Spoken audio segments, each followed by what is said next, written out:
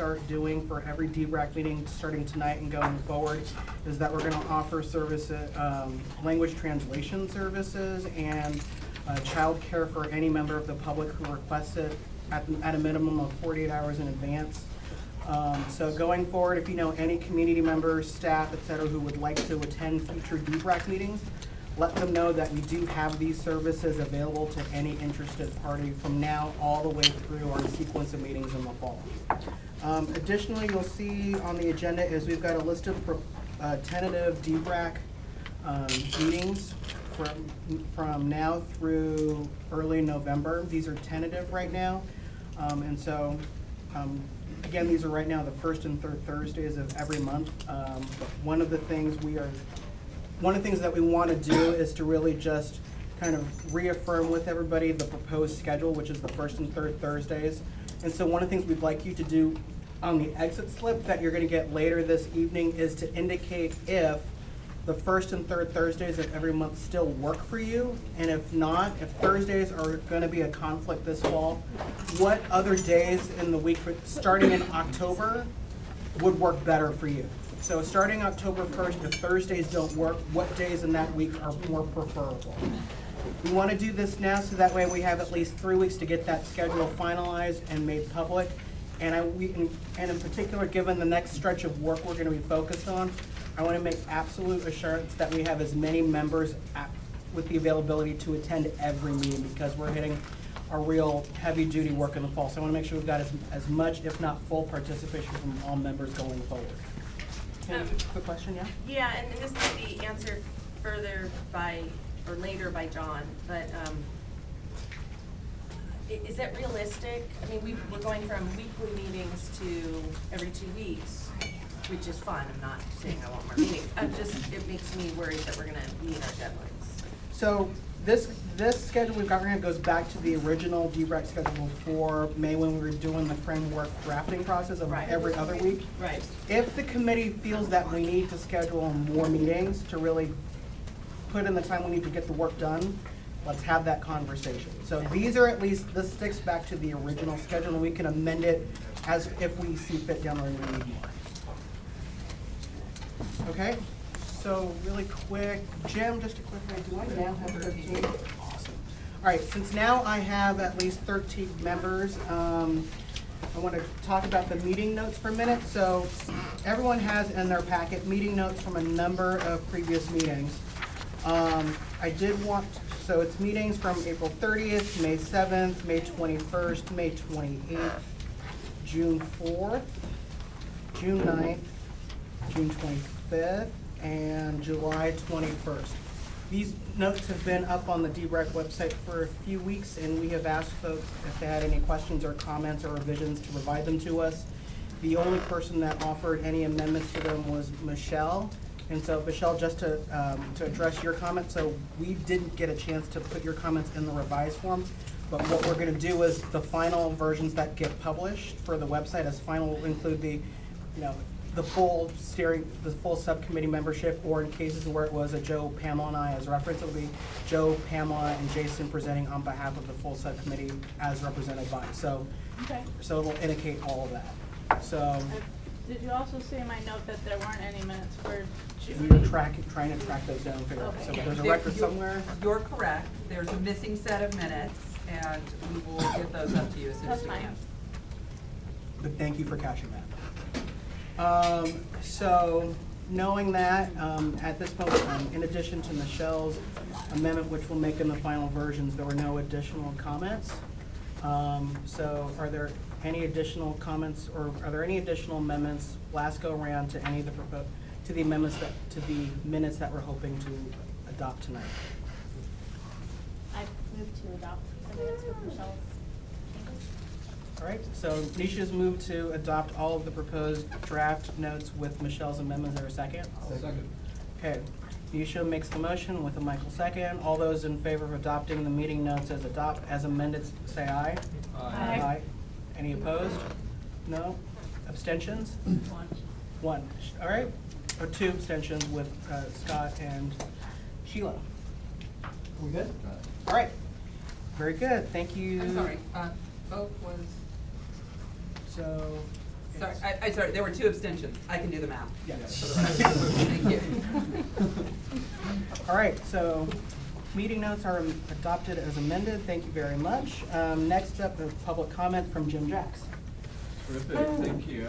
I don't have, our common practice for public comment is people fill out a little card and hand it to me before the beginning of the meeting. There's a couple of unfamiliar faces, so if you do want to make a public comment to the committee, now is the time to do that. The standard practice is to have about 2 minutes. Does anybody want to? Okay. All right, seeing none. And then for D-BRAC members, you might notice there's more faces over there than you're used to seeing, and we have several language interpreters here. It's not clear yet if anyone is attending that needs interpretive services. If there is, then what I would want to do is take a moment of the group's time to help remind people about communication patterns and rate of delivery and being a little slower in our back and forth so that people who are interpreting are able to keep up with us.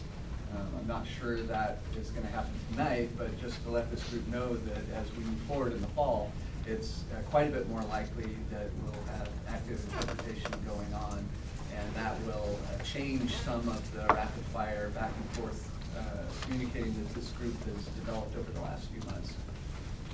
So welcome, Pamela. So I think we are ready to move to the next agenda items. Good, thank you. Or Scott? Can I take 2 minutes that would have been the public comment to just, I wasn't at the last meeting where we had the vote, and I just wanted to take a minute to say what my issues are. I've got a lot of issues, but. With respect to. So I think. Is that allowable, or it's, they'll be brief? Seeing You're a member no of the public. objection, why don't you go for about 2 or 3 minutes? Okay, so it might not even take that long, but it's just my belief after, and thanks for everybody who worked on the framework, but I don't think we got to a framework. I don't think, and primarily because we never prioritized what criteria we were going to judge any boundary scenarios by. I don't think we talked at all about the role of, are we going to try to redraw boundaries to affect the demographics of different schools to be more balanced or not, or was it just, are we just going to go on proximity? We never discussed that. Michael's, sent around some things, and other people sort of popped up on the email, but as a group, we never talked about that. And if we're talking about equity, I don't see how we could not deal with that straight on.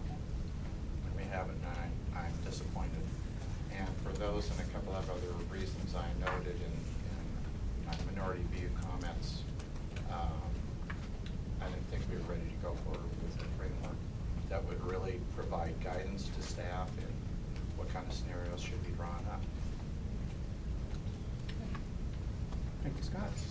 In a nutshell, thanks. Scott. So, If any of you voted yes, but sort of agree with that, let me know. So, this group has, at the previous meeting, culminated a large body of work and discussion, and obviously there's more yet to come, and that's part of what this meeting is setting the stage for, is the next few months. As Jason mentioned, there's a couple of key, sorry, I have my phone out because I can't see the clock very well, so I'm not on my phone, I'm just using the clock on it. No, we're doing it. Yeah. So a couple of key topics tonight, and around civic engagement, and then around the facilities, and as Jason indicated. So a lot of what we're trying to do now is set the stage so that we're prepared to move forward as quickly as we need to and as thoughtfully as we need to in the weeks ahead. So at this point, I think, John, I'll talk for another 30 seconds because you still have food in your mouth, unless you're ready to go. I'm ready to go. Are we, So are we starting from my slides, or are we starting from the very beginning of it, or? I thought we'd start from the very beginning, and I So you're was gonna hoping lead- the very beginning included your slides. Okay, so you want, that's what I'm asking, because we didn't get a chance to clarify that today, but. I had asked if Okay. you were comfortable doing those Yep, first ones. okay, no problem. Okay, and I have a handout, what I'm handing out to everybody is a draft, so like you're gonna see a couple times in here, recommendation is spelled wrong. Our graphic designer, Richard, had to leave and I couldn't get him to edit it. It's a draft anyway, so this is a proposal to all of you, so, it'll be, okay. You can hand it out. It'll be great.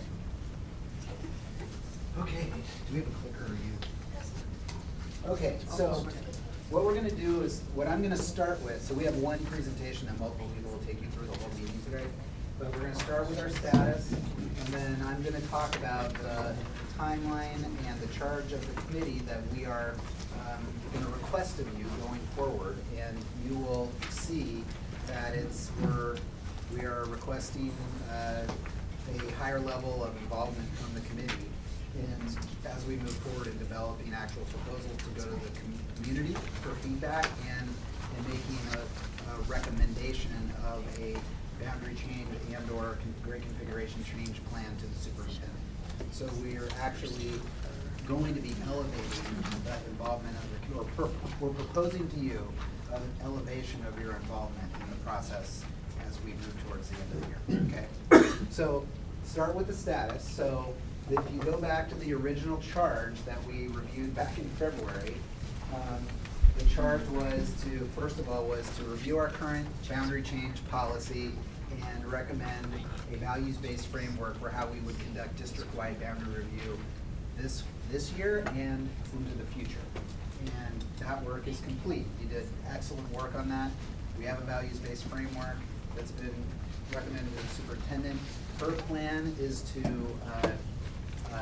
report on that to the board in early September and then ask them to take any action they might need necessary. The thing about your framework is it doesn't actually require, it doesn't make any change to actual policy language, so any action the board would take would be an endorsement. There is no requirement that they take an action because you're not changing policy language. Okay? So that was completed July 21st. Okay? The second charge was to advise us on community outreach as we move forward with presenting district-wide boundary review proposals to the community. That's what we're talking about tonight, so we're gonna be finishing that, completing that charge tonight. You'll see the plan that we're proposing and also a change in the, or a request of you in terms of your charge as a committee. But we also did a lot of this already, so you had a major role in drafting the 2025 survey that over 4,000 families participated in. You appointed a subcommittee that frankly drafted it was drafted originally by the Center for Public Service and Oregon's Kitchen Table, but the committee really made significant edits to it, and it was drafted for all intents and purposes by the subcommittee. You requested that the staff help put together a boundary review workshops, which we did. We had one that was pretty well attended at Grant. We had one with communities of color in Madison. And then the next phase of that advice begins tonight as we review our community involvement plan going forward. Okay. That third one. And then, so this is where we're actually proposing a change, okay? So the original charge was, once the staff developed boundary change scenarios or grade configuration change scenarios, that would be given to you to do an assessment and provide feedback, okay?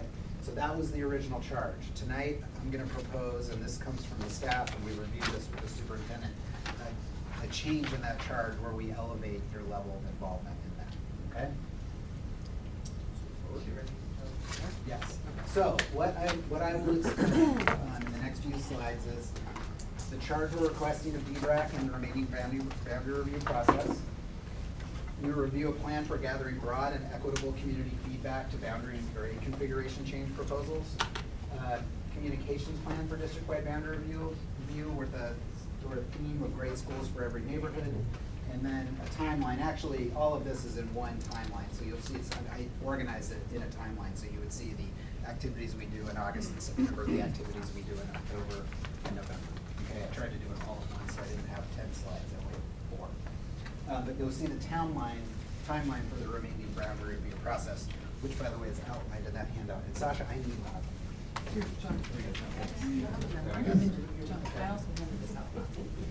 know, but we changed it to reflect the change today. Okay. Okay? So, and then I'm gonna go through this with this slide right here. So the charge of D-BRAC, this is what we're requesting to do going forward. So, going back, the original charge was you would receive a boundary change proposal, and you would provide a plan, you would do an assessment or review of it and say, here's how good a job you did, PPS, or we think you did a good job here or not a good job here. That's not what we're gonna request of you. We would like you to collaborate directly with the staff, so Sarah, Sean, Judy, in developing the initial boundary and grade configuration change proposals for the community. So we'll do that work, the staff will do that work with you as a committee from this point forward through the end of September. So over the next 3 to 4 meetings, collaborate with you, so co-develop them to send them out to the community for feedback, okay? We heard very clearly that there was a concern from the committee about how are these plans gonna be proposed, developed, who's gonna do it, where is it gonna happen, are you gonna go do it? And so we heard that, and to respond to that, we're asking you to collaborate with us in developing them. So the plans that go to the community for feedback will be co-developed, and they would be, the community will be informed of this by this committee and the PBS staff. Okay, so they won't be PBS staff proposals, they would be district-wide boundary review advisory committee and PBS staff proposals, okay? The second request then would be that you actively participate in the community feedback process, because you will be the recipient of that feedback along with the staff. So it won't just be going to staff, it'll be for you to consider, and I'll explain that. So the request is, as you're available, we know you guys are all busy, and we're not saying every one of you come to every meeting, okay? But that you attend community feedback meetings as you can as an individual committee member. You help us draft another survey, okay, that asks for community feedback on the proposals that are forwarded to the community. Participate in the online town halls we're gonna propose. So Larry Bingham, who's our digital manager in communications, he's going to be doing Twitter and Facebook town hall meetings to answer questions. And we love it if we could get a handful of D-BRAC members to participate in those and answer questions, okay? Those are gonna be process-focused questions, or what were you thinking when you know, what was the thinking behind this proposal, that kind of thing. So we're proposing that we do one of those every 2 weeks. So 1 week we would do Twitter, 2 weeks later we would go on Facebook, because they're different audiences. Frankly, I'll tell you, we attended a conference this summer, and we talked to a number of other school districts that conducted district-wide boundary review. By the way, this is happening all over the country, if you didn't know. Like, a lot of school districts are dealing with the same issues we are here, and we learned a lot on effective community engagement tactics. And social media town halls has been proven to be very successful in cities like Lexington, states like Florida. So that's why we're proposing that. And then the last is that you review and synthesize the feedback as it comes in. So we're gonna propose that it's coming to you in real time. So as we hold community feedback meetings, we are gonna develop, we've got a process that we've developed for getting that recorded, sending it back out to the community that participated, and getting it to you so you can be reading it and synthesizing it and hearing it as it comes in from the community, okay? And then the last piece is to collaborate again with the staff to develop up to 2 final boundary and/or grade configuration change plans that you would forward on to superintendent Smith. So the final, you would make a final recommendation to the superintendent that could be, 1 or 2 proposals for her to consider in what she would recommend eventually to the board. My first question. So I'm seeing the term for the first time, grade configuration change. Yes. And you'll get more information on that in the presentation. And I'll wait, because that seems like something new that we haven't discussed in the past. Yeah. Kim? We have discussed it in the past, and we decided that they were very much, they're connected, so you can't do one without the other. But anyway, I'm not quite sure how I feel about this. I'm still wrestling with it. This change is an answer to Steve Buell's question that he asked several times during the presentation. So my question is that being communicated to him? Because it's a change from what the answer was. So it will be, but, this is a proposal to you as a committee. No, I know. I just want to make sure that we, complete that circle, since it was his question. It was obviously important to see Absolutely. several times. The other is the online town halls. We're obviously only speaking to a certain population Yep. when we do that, and so I just wanna make sure that that's been taken into account with the community feedback meetings. Yes, so we have a specific plan for equity, and we're actually gonna appoint, so Kim Fox Middleton, who's our community relations manager, there's Kim, I looked over there, there she is. Kim is, her sole participation in this process going forward is to work on the, gathering community input from historically underserved communities. That is her charge as a staff person, is what she'll be working exclusively on. Okay. So, and I'll explain that when we get to it. So Thank those you. are great questions. Okay, so let's keep going. So this is, go back one, so this is what we are asking this committee to do going forward, is collaborate with staff on developing the initial plans for the community, listening and synthesizing the community input we gather, and this will be supported wholly by the Community Involvement Department at PPS, and then consider that input and develop final recommendations up to 2 plans that go forward to the superintendent. Okay? And that's outlined right here.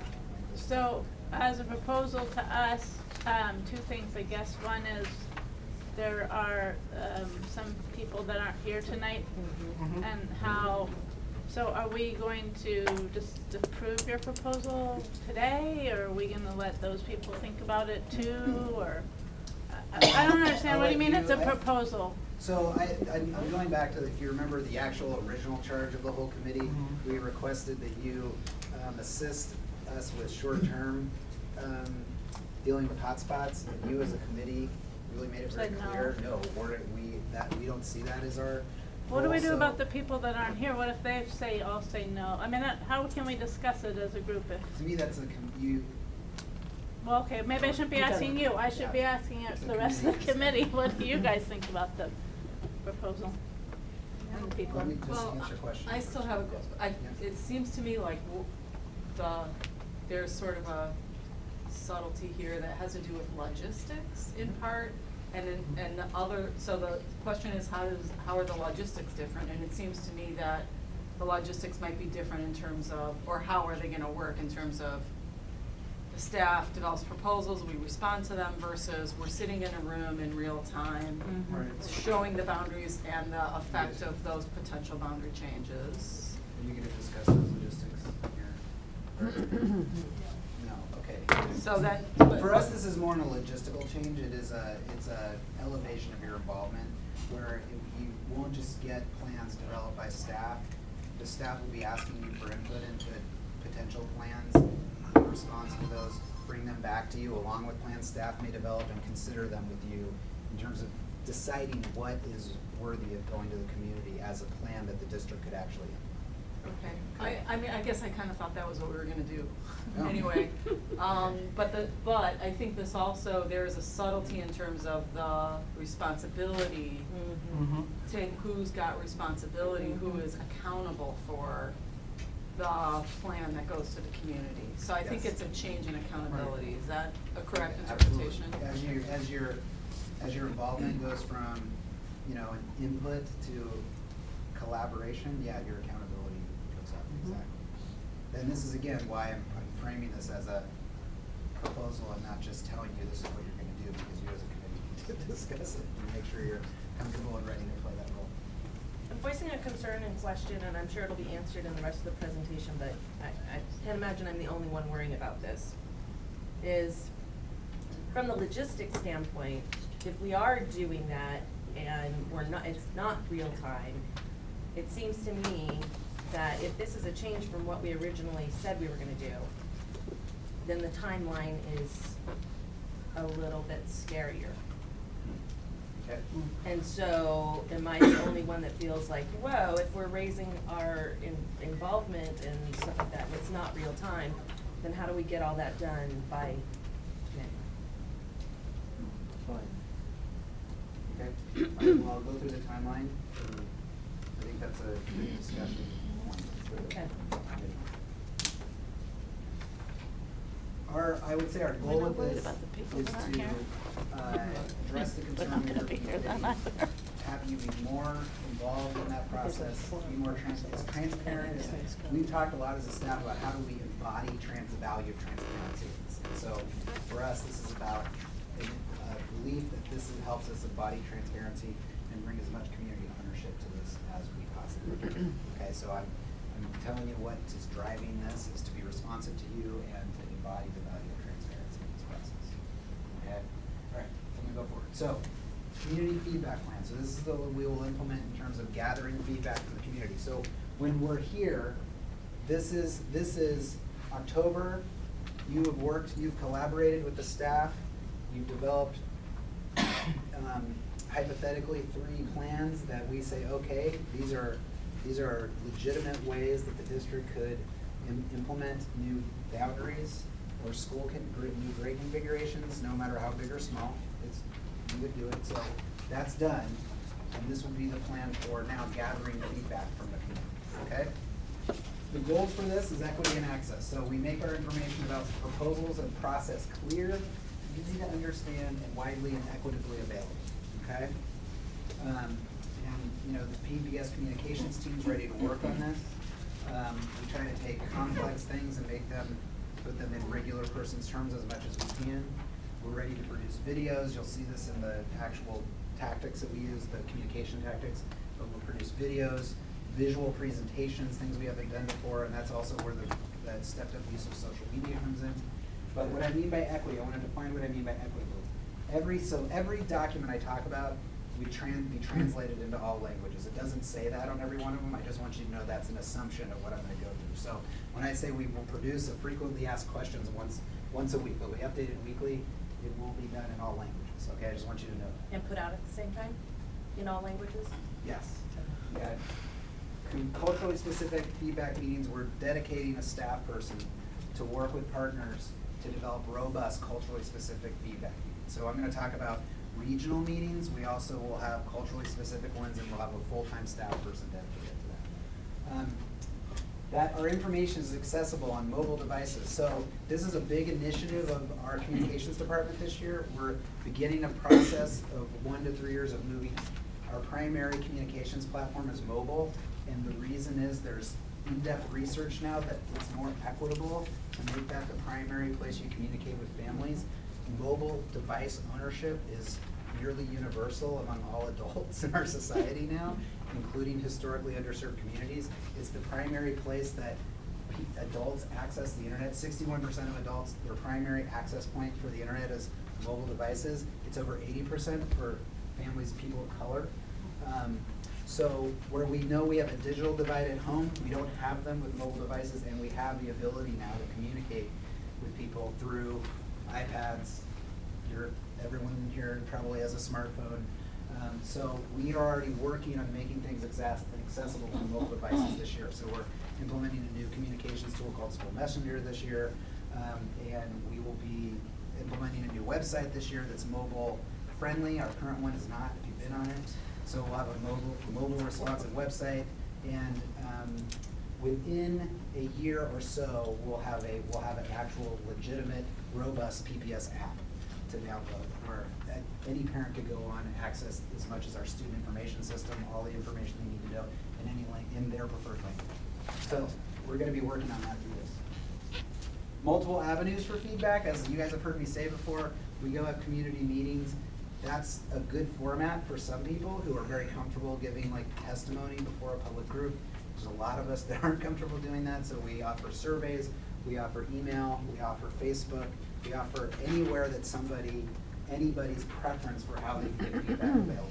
So it's equity in terms of your comfort level and how you communicate. Is it a long email? Is it just answering a survey? Is it coming and making your voice heard at a meeting? And that we're fair, not equitable, but fair in terms of our regional availability. So I'm proposing regional, not high school cluster in this, because high school cluster assumes a set of boundaries, okay? So we are proposing regionally available community feedback meetings that doesn't suggest you're inside a set of locked boundaries, which high school cluster does. So that's the depth in which we tried to think of this. So we're proposing an equal number in each region of the city, which we're proposing is southeast, northeast, west, and north, okay? Okay, transparency, that we clearly explain the reasons for making change, the decision-making process, how feedback will be used, and the rationale for decisions. And and we keep stakeholders constantly informed, and I'll show you how we'll do that. But we're proposing for our community feedback meetings here, that they'll primarily be for public comment, so we give as many people as possible the opportunity to participate, that notes are taken transparently and visibly in front of people. Notes are provided back to all participants, so we'll require participants to give at least their email. If they won't, we're not gonna make them. That notes are provided back to the community in a reasonable time frame, so we're proposing at 72 hours, with an opportunity to review and say, you didn't get this, make edits to this, and that those are sent to you immediately after we send them to the community. And then all of the participants in our community feedback meetings will then get a report back that says, we heard this at your meeting, here's how it influenced the process, or here's why a decision was made that was different than what you said, so that there's an explanation that goes back at the end of this process. So we close the whole feedback. If you go back to the PSU report, this is like one of their #1 recommendations, is people come and participate in our community input processes, and they actually have a decent experience, and then they have no idea where their input goes. They don't know. It's like, then it goes somewhere, they don't know where the decision's made, they don't know if what they said has any impact. So this is our attempt to build in a system to close that for people who choose to participate. Scott? So, I've been to community meetings where it seems like there's sort of a consensus or a lot of support for, say, 2-3 points. And then there's also probably opportunities to fill out a little card with a comment. And so you could have 100 more or more individual points coming out of the meeting. You're gonna respond to all of those? We're gonna contract with a note taker for this, whose job is to take notes at meetings and just record comments into one document.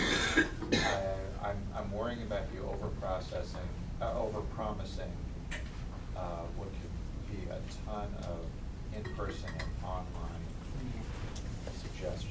I don't wanna over-promise. I mean, the 3 big suggestions coming out of a meeting, or even 10, I can see you addressing. Yeah, that's what I'm talking about. So I'm talking about a summary going back out. I want to be clear about that. I'm not talking about every single comment. I'm talking about a summary being sent out to it. Well, that's what I heard you say, is we're gonna get back to everybody on their comments. So Well, what I mean is, clarify, every please. individual who comes in will be asked to provide their email. We've actually done this. We did this when we did expansion of dual language immersion. It worked really, really well. And then, in a timely manner, a summary of the input from that meeting is sent out to all participants, and they have a chance to review it. That's what I'm, not every single note, not every single thing. And so what you're distinguishing between is whether the participants who are at the meeting then get a copy of what we think we heard, so that they can let us know if we got it right, versus if someone gave us 4 questions, everybody's questions will be answered from every meeting within 72 hours, That's right? not proposing that. Yeah, yeah, okay, so just some clarity around that, because I don't know if other people heard that, but I heard you were gonna answer every question, or get back to every suggested edit that somebody sent in, so. Thank you for asking me. But I mean, I am talking about, I do want to be clear, we're talking about being responsive to people in a way that we often don't get. So, and then accountability, what I mean by this is that we've disciplined to follow the process, so we inform people that their input is going to be considered by staff and a community committee called District-wide Boundary Review Advisory Committee. We follow that process, and then we stay on the schedule as much as possible, okay? Again, I'm going back to the PSU report. They were very clear in there about 2 things they heard that drive mistrust in the district, and these are that we don't stick to our time, we get way behind timelines. The other is that we say, here's a process, and then the perception is, true or not, that the process goes out the door and somebody who has influence, or a stakeholder group has influence, comes in and sort of hijacks it over here. So this is the proposal in response to that, from that report, okay? Scott? So I love the principles here, and this will be my one little beef for the night. In our framework, we made what, maybe 1 reference to the survey results, guiding what we do. So if I were somebody who took that survey, I'd say, D-BRAC, you're telling us that you're gonna get back to us on our input and how it affected your decision-making. And whether it has or not how we operate, we didn't state, we didn't call that out. And so I think we're doing what we don't want PPS to do. Does that make sense? Does that make sense? Because I totally feel that way. Like, we had this mindful inquiry session where, and I think we're supposed to model that kind of behavior where we ask somebody a question, we listen to the answer, and then we respond or re-question if necessary. And my understanding of this, our process to date, to the framework, was that we would follow that. I mean, I really thought that we were gonna do the survey. I was on the survey subcommittee, issue it, get the feedback, process it, say, this is what we heard, this is what we learned, and this is our response. And like Scott's saying, we didn't do that. So I guess I'm just gonna say I'm pretty skeptical, like, I've lost trust, and are we really doing that? Are we doing mindful inquiry, or are we just, I mean, this is the real deal, right? I'm just telling you what I saw happen, and so why I'm kind of like amazed that we're gonna keep saying we're gonna do it some more, because how are we So I gonna feel do like that? you're asking questions that you need to consider as committee members, because how you consider the survey is a committee decision. I would argue that this is gonna give you plenty of opportunity to consider the survey. What we're proposing, this committee will have a real chance to look at that survey data and think about how you take it into account as you collaborate with our team and develop proposals. So we're gonna continue to look at the survey data, is that what you're saying? I mean, You're gonna get more. as you It's up work to you, with you're a staff, committee it's member. Well, I've looked at it a lot, It's a- but I it's mean, not that's for reflected you in to- our product. I think that would be wise, but that's advice to you. So, okay, all right, let's go to the, I wanna try to get through. So, Doesn't make here's sense where to we're me. at. So this is what we would get done between now and September.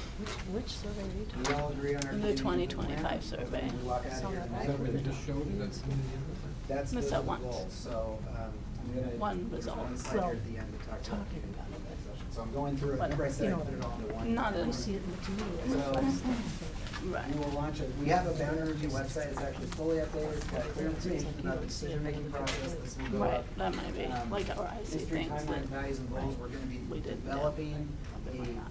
a visual storyboard for this, something we haven't done before.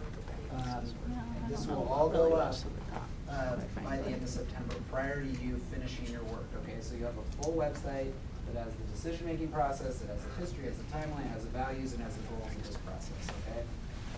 This will all go live before you've made any, and finalized any proposals within our community. So you launch the website with an informational video, that our video team's gonna get to work produce. We're actually gonna request participation from some members of this committee. If you are comfortable doing that, that's up to you. You can say no. Don't feel any pressure to participate. That, we wanna feature members of this committee in our informational video. We'll have detailed information with updated FAQs, process of the outline and key dates. We'll hold our first Twitter town hall in the middle of September. We're answering questions about the process to date and the process going forward. And then we'll hold informational town halls twice a month after that. So every 2 weeks, we'll have an informational Twitter or Facebook town hall meeting. That's where we do the town halls. They're all on social media. We're not proposing that our community meetings are town halls. I'm gonna propose that they're feedback. They're opportunities for people to look at the proposals and say what they think about it. Okay? So wait a second, does that mean that we're gonna get more information on what a community Yes, meeting means? I have a slide dedicated to it. Okay. Absolutely. So we'll launch our informational video by an online advertising campaign. It's gonna be a 4.5-minute video. You can watch it. You get the history of the process, you understand why we're doing this, you know the process going forward, and it tells you where to go for more information, which will be this website. And we'll continue to advertise the video throughout this, because it will drive people to go to the website and actually look at the proposals. And on the website, that's where you'll eventually be able to take the survey that we develop. Okay? We know that our videos right now, if you, like, we track our videos, we're getting thousands of views on our videos. We've had over 40,000 views on some of them. We've really built a robust following of our video production, and so this is the best way for us to reach as many people as possible. And they can watch the mobile phones. Okay. All right. So we'll announce and advertise our community feedback meeting schedule in September, so everyone knows in advance. We'll do a district-wide mailing, we'll do that via online. We'll use every tool we've got to get that information out there, and we'll continue to advertise them, okay? We will, along with the leadership of this committee, brief internal and external stakeholders. I can provide you a list, it's long, but external advocacy groups and internal employee groups. So we have an internal stakeholders meeting that we have of all of our unions, and our employee representative groups will brief them on a regular basis and get their feedback, and briefings will be held once a month. We work with you to develop a survey, and you're working with this team to finalize initial proposals and prepare them for presentation to the community, okay? So this is what we'll do in September. Yep. Is the survey going to ask for responses to the proposed changes? Yes, I mean, that's what I'm proposing. Okay. That's the survey will be a rating system where you can Okay. gauge how does the community feel about each proposal, and you decide which staff to work. Because it kind of sounded like, I mean, it sounded like the timeline was switched, but. Well, in developing Yeah. a survey, we'll know the kinds of questions you wanna ask, and then once you're finished with the proposal, we'll be able to tweak them to Okay. get specific. But there will be general questions that we'll be able to have a lot of that work done. Okay, let's keep going. Moving to October, so the initial boundary / grade configuration change proposals approved by D-BRAC by early October. And pending your approval, the meeting where you say these are those, we have the ability, if you would be okay with it, and that's up to you, so this is a proposal to you, where we could do more than just record it, we could actually televise that meeting on our channel, so that we could say the meeting you held to actually say, okay, these are the plans we're sending out to the community. Anyone who wants to tune in and watch that meeting, they could. This is up to you if you're comfortable with that. I'm just letting you know we have that ability, all right? We can do that. And this was like the winning plan from Lexington, Kentucky that they told us was why their boundary change process went so well, is they televised their boundary committee meetings. So, I'm just letting you know that this is something, if you were interested in, we can do it. We don't have to. Over Okay? 40,000 people are watching. So we will then, of course, announce those via every communication channel we have, all right? Everything we can do to say, here's the proposals, please go see them. Our video will be updated to say that, and we'll continue to do our advertising campaign. It's a social media campaign to drive viewers. So encouraging community members to watch the videos, review proposals, and participate in the process, and we'll tell people how they can participate. Of course, the survey will be launched in conjunction with the videos, okay? We'll also ask some of you to participate in meetings with editorial boards so we can explain what you proposed to Oregonian, Portland Tribune, the Land Week. Here's what we're proposing, here's why we did it. And then we hold a series of community feedback meetings. All feedback will be posted and distributed back to participants, and the notes distributed to D-BRAC in a timely manner. So you'll get the notes and the executive summary of each meeting. 72 hours is what we'll strive for, okay? We'll continue to brief our internal and external stakeholders, continue to hold our online town hall meetings to answer process questions. We'll continue to review our boundary review email and update the website weekly with frequently asked questions. We're not going to respond to every email question. We're gonna take the questions, update our one FAQ document, collect those emails, and then do one mass response. Does that make sense? So you submit an email, you're not gonna get an email back saying, here's an answer to your question. If we get a new question that we haven't answered, we'll update to one master document, and then at the end of each week, everyone who's written us an email will get one email saying, we've answered your questions, here you go. And there'll be like another reply. That's exactly right, yeah. And then by November 15th, the goal is that this committee, along with our staff, will make a final recommendation to the superintendent, considering all of this feedback. We'll have this all done by the end of October, so you have time to consider it and decide everything. That's where this timeline ends, because at that point, It's okay. your work will be complete, other than what Superintendent Smith decides she was here. He walked out. So- She walked out. I thought she was still here. I was too into my. Dozed off first and then, No, I will observe that she was attentive, was. and then Well she done. did have to At leave. that point, it becomes hers, okay, so any additional feedback she wants to gather, she gets to gather it. I know from working with her on SACIT, she will continue to engage with this committee in terms of making sure her thinking is in line with your thinking. She did that very intentionally with SACIT. SACIT members on this committee can attest to that. But at that point, it becomes hers, and we'll need to support her in what she wants, so I'm not proposing anything like that. Okay, community meeting. We hold at least 2 meetings in each region of the district, so southeast, northeast, west, north, again, not in clusters, but, so we're still hitting the number of clusters at least, okay?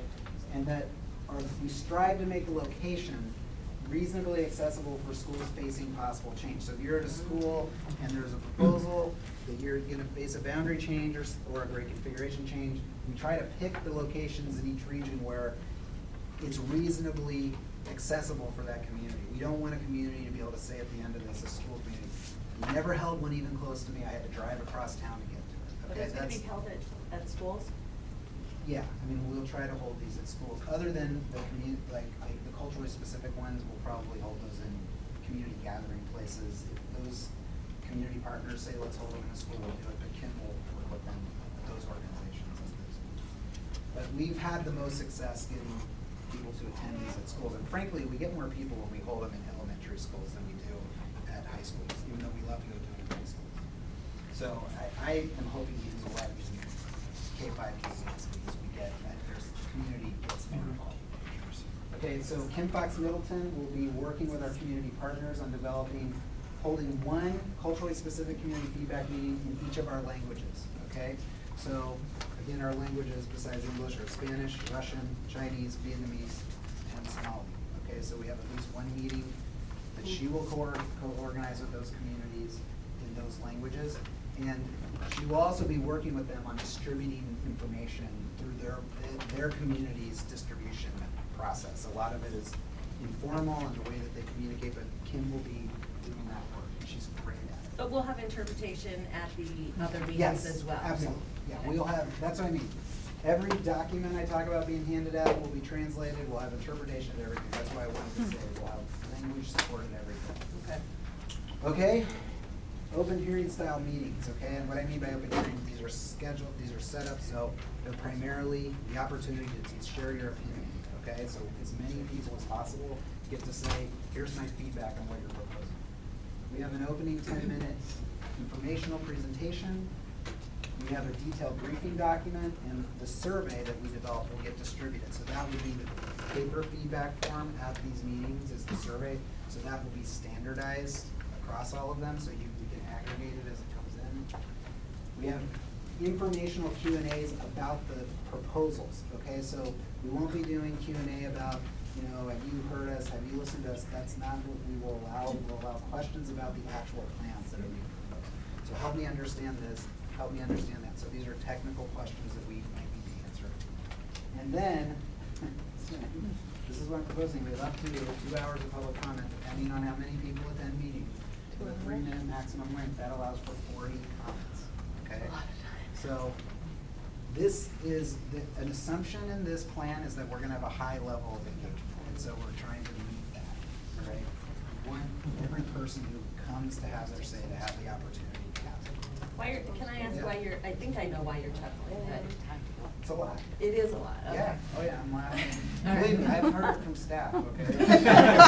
You love that. I'm a community involvement person, I have no simple, this is my job, so. You're like, let's make it 4 hours.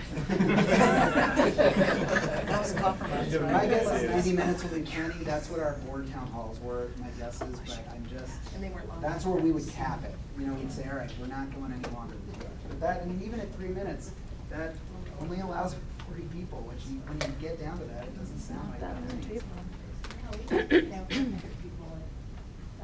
And, yeah, our high school system design, right? Yeah. Hundreds of people, so, professional notes, we'll have them taken on the screen so people can watch notes being taken, and then, this is a good nuance that I'll change, that the summaries will be distributed to participants in a timely manner. And then at the end, if you came to one of these, you will get an explanation email to all participants once the final recommendations are made. That closes the loop. Here's how your feedback impacted the process. Okay? So that was just a lot of good ideas. Do you, I'm trying to envision what kind of manpower you're at, that this boils down to from the committee, like, that's 8 meetings there, plus the other things with Larry Bingham. Can you just kind of estimate it? You won't have any logistical responsibilities, okay? So what we Just request- FaceTime. request How of much you- FaceTime are you asking? Yeah, I would hope that committee, you would find time to attend 1 or 2 of these. That's why I'm saying you will get this summary, so you'll be able to read them. You won't have to go to one to get the summary. But the request is, as one of the key inputs, so this feedback will be to you to consider, that each of you find time within your schedule that you can, not come to everyone unless you're crazy, but come to. You wanna be Jason's already said it. Oh, hey, by the way. I cleared my schedule, I'm just saying. If you think I'm wrong, follow his Facebook page and you see it. Anyway, So, John, are you gonna come up with some kind of schedule we can sign up or something? Because Yes. there's gotta be somebody that comes to every one of these. Yes, Right. so once, if you say yes, go ahead, then we'll get Okay. these set up as All soon right. as we can. Thank you. At initial sites, and then I might change them depending on what you end up proposing in the plans, that's, so. But the first part where we're collaborating on the boundary and grade configuration proposals, that's still within this same meeting schedule that we've already had. We're Yes, gonna get that. That's why Jason said you may decide as a committee. And how many meetings is there between now and when those are supposed to be done? Is that 4? 4? So it's on the agenda, Right. and it's 3, and I think we probably, when we get to our part, maybe we'll find that a little better. So it's at the end of November that, we have till the end of November to get that done. So Is why that don't what we- you're saying? Roughly 8 p.m., yes. To get, To do, So- finish so the- collaborating. I put the so John target as had mid-November. November October 15th. first. October For 1st, the right, so that's not pass that off to many. the I mean, superintendent. there's a lot on the Correct. agenda, but they're Yes. not all dedicated to that work. I mean, this is where I get confused. I know there's dates on the agenda, I'm asking by which date are we supposed to be done collaborating? Yeah. On Good question. the Yes, October proposals? 1st, right? October So, 1st? October 1st, okay, ideal, these are ideal. End of September for developing initial proposals that go to the community for comment and feedback. Right. Mid-November, so November 15th, target date for making a final recommendation to. Okay, so there's 3 meetings? That's 2. I think we may be at a moment here where, we 2 had meetings? talked about what's happening in September that's a little different than this, and I thought that. 2 meetings? So, I can't do so, it. can we talk about, so, the focus of community engagement in October, November, like, we focus on that right now, because you can see it's a huge effort, it involves a huge amount of people, it involves you guys a lot. And feedback on that would really help refine it. And then when Sarah and Sean and I are talking with you next, we're gonna talk more about what's happening in September, which Yeah. isn't at the community level yet, and we can refine, and then, so. You can refine that. What I'm looking for is an agreement on your level of involvement and, I don't like to the agree strategic to approach. something. So that my team can get to work, right? We gotta get cranking on it. So, and then we can adjust based on that. So for him, Yeah. So this all sounds Okay. relatively reasonable to me. I was hoping. One question that I have is, I think there's an underlying assumption, and I want to make sure that I understand that we are going to put out one proposal for boundary changes that will affect multiple schools that will take effect next school year, the 15-16, right? So there's only one survey and so on. It's not we're gonna address this group and then come out with another proposal for that group, and another proposal for that group. We're gonna come out with one proposal that affects multiple schools, and we're gonna do it one time for this year. Is that what I'm kind of reading into this?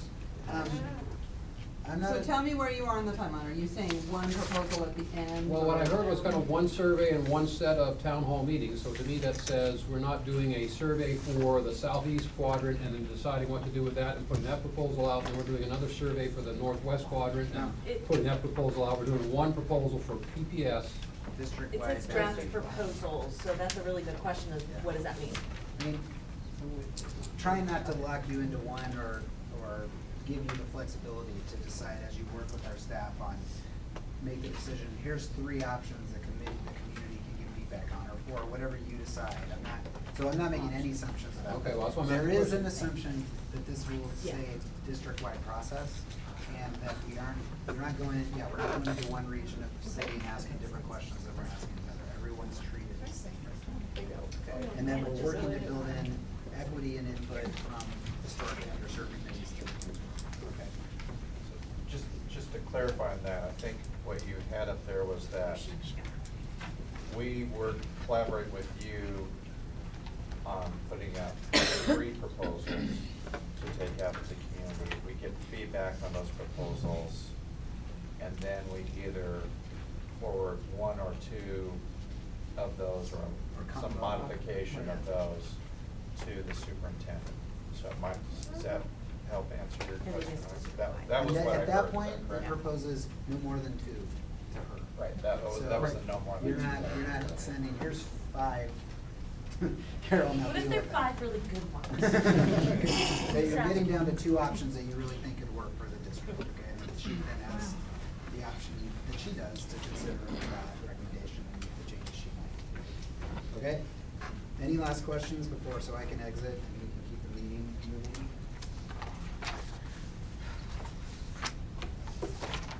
Okay, Jason, turn it back to you. No more questions? Might be about the next part. Oh, really? So I think we can shift to Judy and Sean and Sarah, talking about enrollment balancing and modeling process, and all things related, boundary and technical. Take it Okay, away. so I'm gonna pick it up here, and remember, John started with walking you through the status of the three parts of your charge from back in February, right? Provide a values framework, check that box, well done. Provide input on community engagement. You've done that all along, and what you guys just did is continuing to, in that vein. And then the third part of your charge is to provide an assessment of boundary change options. That's what it said then. What, we are proposing a slight change in that language tonight in recognition of your framework and your suggestions in the framework that it's bigger than boundaries, that we start using these terms, enrollment balancing options. So provide assessment of our enrollment balancing options. I hope that helps, Michael. It's bigger than boundaries. There won't be any proposals that you see, any scenarios that only redraw boundary lines. I think it's highly unlikely. I think you should expect to see grade reconfiguration options. You should expect to see even some options that relocate where specialized programs are located. So that's a lot to put in a set of scenarios that you see and build some comfort with, have some ability to filter. I'm sorry, Scott, is there? When you're finished with your thought, I have a question. Okay, good. We don't have our name cards, do we? Yeah. Oh, okay, Over there. all right. If it would be easier to have it up, then I would, I'll put then this up. I definitely Keep won't going. forget. Keep going. Awesome. Sorry, I didn't mean that. Okay.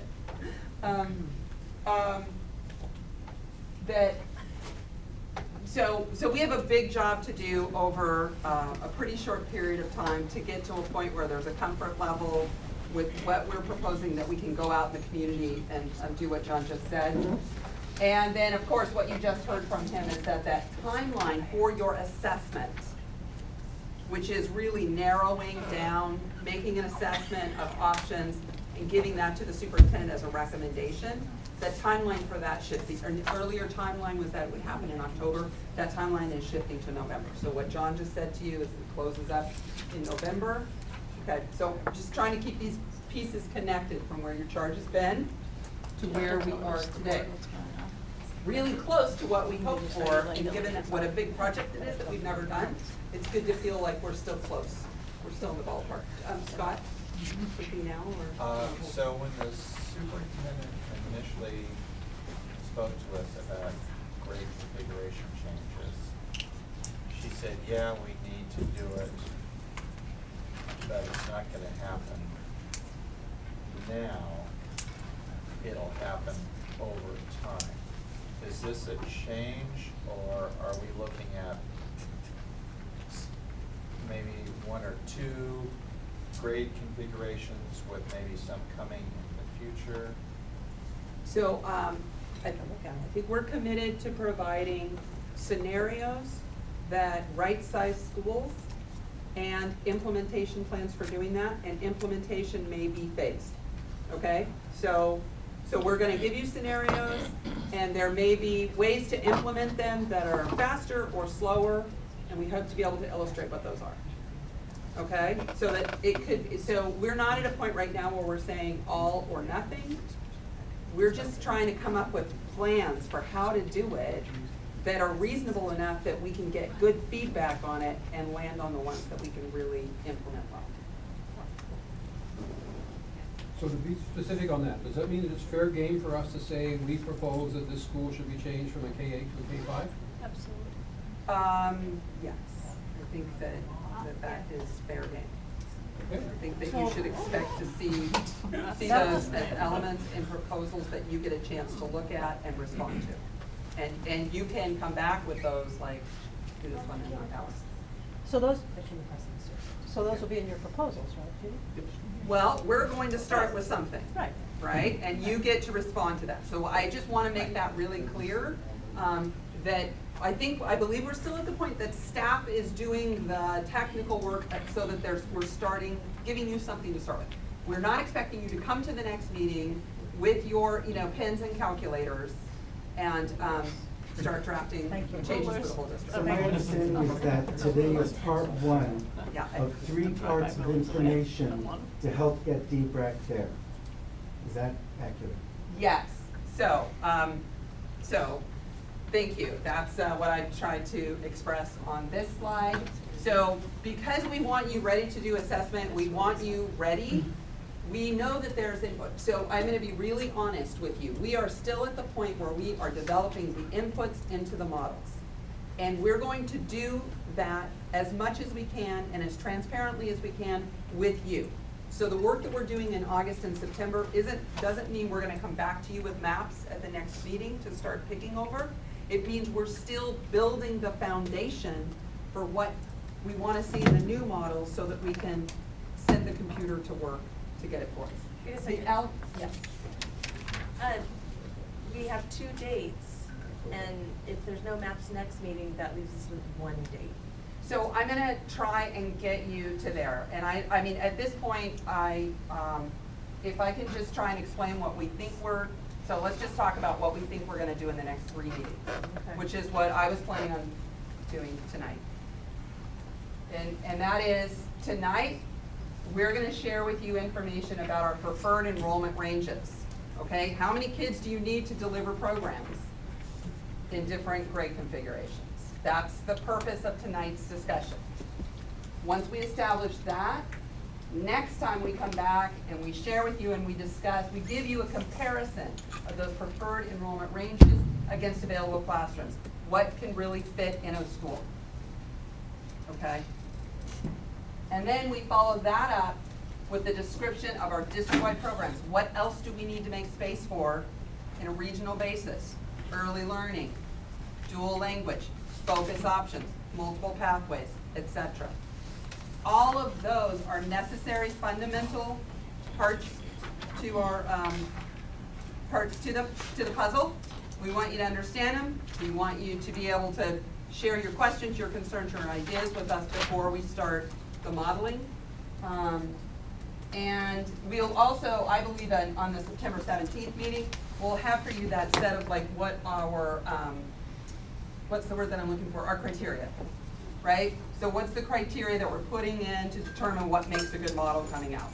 And we'll be able to engage with you around what that is. Then we start creating, and that gives us a very little amount of time to turn around and start creating.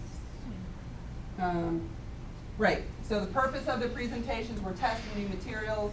This is before we release to the general public, before we run the models. prepare you to fully participate in the outreach efforts, conduct your assessments.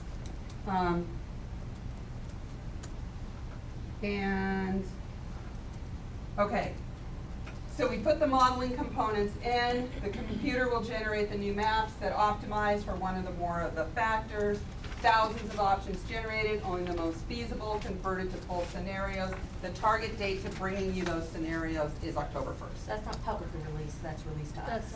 That's what comes to you. This is a public meeting. Right. And very soon after, so this is where I think we're, Right, you know that. we've got a little bit of fine tuning I think we still need to do. Because in order to engage the community in a very active way in October and early November, it doesn't leave a lot of time for you guys to see them, digest them, and react to them. And that's why, you know, like when John said these things are proposals, like we do wanna hear your feedback. These things are not set in stone now. What is happening though, what is kind of absolutely has to happen is we have got to continue working really hard at the technical level. So we do want to, and even our very best work at the technical level gets us to here. It doesn't get us to anything before that. And I apologize if that wasn't. But we can adjust, we can adjust the community involvement dates to allow you to finish your steps in your work. I mean, it's all adjustable. I think you actually just answered my question. I wanna make sure I'm clear. So if D-BRAC didn't exist, and you didn't, I mean, because it looks like you're doing this great job trying to educate us to make sure that we're really informed, but if you weren't doing that, it would still take, the technical piece would still take till October 1st. Like, are we slowing you down? Or No, are ma'am. we parallel process, and parallel processing? yeah. I don't know Yeah. why I'm asking that No, question. it's a great question. No, I don't think you are, because like what's really important to us is when we create this stuff, like we shouldn't be doing it in a room by ourselves. It's really important to get it out in front of people, because sometimes you guys will ask questions that will make us completely rethink how we did something. And So, so right. in that sense, it's absolutely essential for making sort of creating a quality products. Right, so I 150% agree with, you know, more minds make better products, but I guess from like a perspective of, are we, yes, giving input always make the process slower but better output, so I'm not asking a values-based question, but just from a process perspective, if D-BRAC didn't exist, to get all the criteria in place and generate income would take about a month anyway, or 6 weeks, or however many times we have. It might, so I'm computing in my head while you're asking, and I think, yeah, so maybe we'd be ready a week or so earlier, and maybe we'd be ready with a product that we would have to spend more time explaining, revising, et cetera. So, but it isn't like, we've got all this ready, and if you only would just meet more, we have it done. Because we're There's like, no question we're behind building my it and we're question. flying it at the same time. Okay, no, super, Yeah. there was no like hidden agenda behind my question, I just wanted to make sure that we spent a lot of time being educated and that, we're of value to providing input and not slowing down the process, because then Everything that you know, we would love for all of our community members to know. They don't all have the time and have been able to dedicate this much of their lives to it. But we want to be able to simplify, shorten, and make accessible through many of the outlets that John described to others. So you're our first audience, but then we need to take this to scale, because all of this, everything that we're going to talk about matters to all of our community members. And what we believe is if you can start with that foundation of how all these pieces fit together, it takes you away from just seeing your own situation, your own kid, your own moment, and what the opportunity is for the whole district. So, if that helps. And I know Michelle has come. Yeah, at the last meeting, you introduced the top 3 optimizers that you were gonna use on the map. The efficient use of resources or facilities, stable feeders, and proximity or compact boundaries, which I think is the same thing. So is that what are those, you're using the word criteria, so the same thing, and those are, we're not, that's not up for grabs again, like to rethink those. Those are the things, right? We're kind of working off the administrative directives to some degree, and that wasn't radically changed in your proposal. That's like a response. So you But have, putting other you feedback have that early for soon making maps could now. potentially be included in the model. Wait, could you repeat that? Well, it's good, like, if we add, if there's other criteria that I need to know about, we need to get that soon, so I have time to change it. So just to recap on that, there were 6 different factors. One of them, D-BRAC had said early on, was the one that you were least in favor of promoting, and that was the number of students moved, right? Because you acknowledge that this first process may affect many students, and so that might, so you wouldn't maybe want us to optimize for a plan that did some things really well, but really didn't touch very many kids, right? And that you wanted to see more right-sized schools to increase access to programs. You wanted boundaries to remain compact and as many kids as possible to move together to the next grade grouping, which is one of the reasons this needs to be a K-12 body of work, which you also have let us know is really important. So we may have some ways that we want to measure acceptability around those factors, right? There are other factors in the administrative directive. There is, it's impact on other buildings and it's socioeconomic or diversity, right? So a diversity index, what happens to diversity through this scenario. Even if we don't try and optimize for it, we will measure it. So that every time you see a scenario, you will see what we believe the score is for that factor. This one gets a diversity factor of 5, because it does a little bit, and this one is a 10, right? So you'll be able to see that, even if we didn't optimize for it, you'll be able to see it in the different versions. Is that helpful? That's helpful. I had one other quick thing before you go to Michael, which was, I kind of envisioned a process where we gave our report to the superintendent and then she forwarded it to the board, or which I guess she's gonna do, but that's gonna happen after we're all done. I'd kind of like to get some feedback from her before we did much more work. I understand, Michelle. It has been a busy summer, and John may know more than me about this, but my understanding is the superintendent is really close to having some feedback on the framework. Yeah, so she's gonna report on the framework in early September to the board, so, and it's, Thank you. the reason that it's not happening in August is the board, well, they have to work with the board leadership in terms of what does the board have time to do. So that's when it will be going. Okay. So we were on hold too. We weren't sure if it was gonna be next week. It's not and next they've week. only had two, we know that it's not next week. We're looking for early September for that. So And then maybe that, not I before agree with then, you. That's a maybe. really important endorsement. And frankly, from a staff perspective too. I mean, the board is like critical stakeholders in this as well. And we wanna make sure that, I mean, we almost have a majority in the room. We could almost just ask you guys.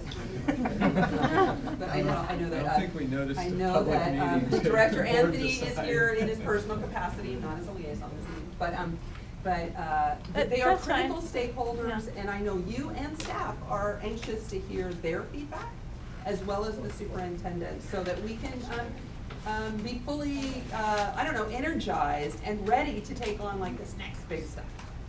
Okay, so,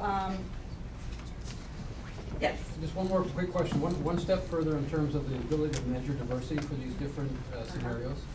Will it be possible to measure racial diversity independent of socioeconomic diversity?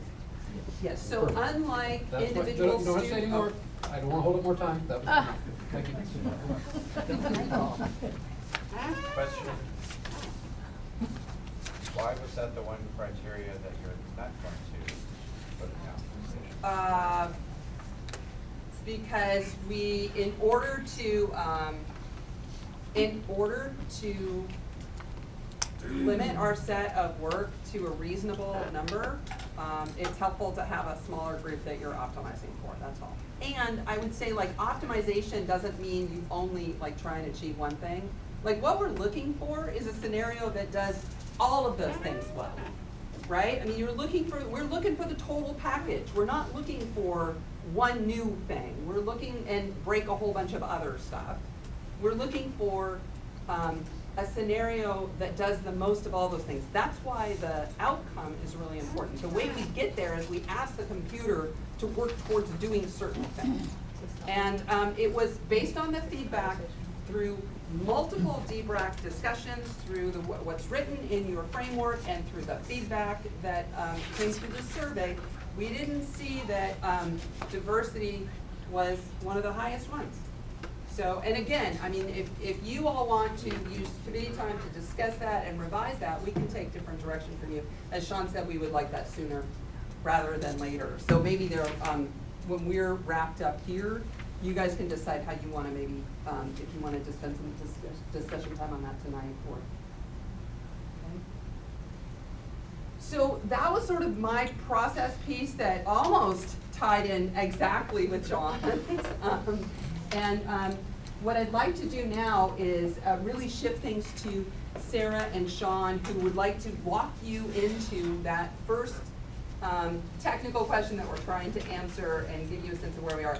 To do that, I'm just also going to say, like, if you want to stretch for a second, get one last bowl before Janet cleans up, feel free to do that. Like, you take a 1 minute, and then Sarah, we're gonna try and answer these questions, right?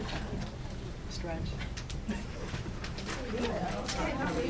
Sorry, I didn't know my vacation had screwed up. Anyway, so anyway, There you are. Where is Julie? Hey. How are you? I'm just gonna drop you an email earlier to say, are you on vacation? No, I should be next. Yeah, I'm I always teach it for one of them, so yeah, for 4 to 6 months. So I could come in. All of it? You're gonna be exhausted though. Yeah. I'll be gone about 3 weeks. Oh, good, good. You go. Where are you going? Home. San Diego. So take care of my parents. Good. Let's go. You know, I'll just have their email. Actually, as soon as I can get it's better than but if they change Oh, yeah, I don't know what Carol's gonna do yet though, because. Well, I'll hit you really bad because I don't have that. But she has to decide, I think she has to work out with Tom at agenda setting, you're probably so happy. It was good. About whether It's the still board, like, there's some it's desire still to not too bad. adopt a I mean, because we don't start that well, yeah, me, or what's Carol important can is say, you know, sometimes she can say, here's what we're doing, I would like so to. that happens September 16th. Does she have this work done that? So I really only meant 1 minute. You know, for All right, everybody, I think she just wants to say, I'm endorsing their framework, we're gonna use it, and here's the timeline. space for them. And then I know Jason is gonna go there. And then, you know, and then also that's about the time, well, that's the time when the contract. So some 12 months, since the 9-month application. So I sent you my Wednesday wire piece. Right. So you use all the. Meeting start. Right. That makes sense. I did, that was, Welcome back. Yeah. Ari's gonna do that. It'll be interesting this year because I'm I don't know, like I went back and I thought. I think it would be nice if the committee, well, I think it's more for like the reports. All right, another 10 seconds, let's grab your stuff. Okay, right? Yeah. I used to know these things, man. So when do you find out? Oh, probably like May. Are you serious? Because they sent out, before the summer, they sent out to a group of people, some of them, like, I don't get to see it, outside people to comment on my portfolio. I got to suggest that I can't understand their Did I change your mind? Late change? Then faculty. All right, everybody, let's get started. What we're shifting into now is we're shifting gears and moving into the enrollment rate. I was gonna come Coming back. And we're I back. noticed that we've never had a break before in the middle of a meeting, and I'm not sure we ever should. Because we're not reconvening very quick. John is I failed to waiting make in my the presentation that I wanted. Folks, take your seats. So I want to make sure everybody saw Aaron Barnett. I got here here, early. I was who's gonna try and just communications take manager it. for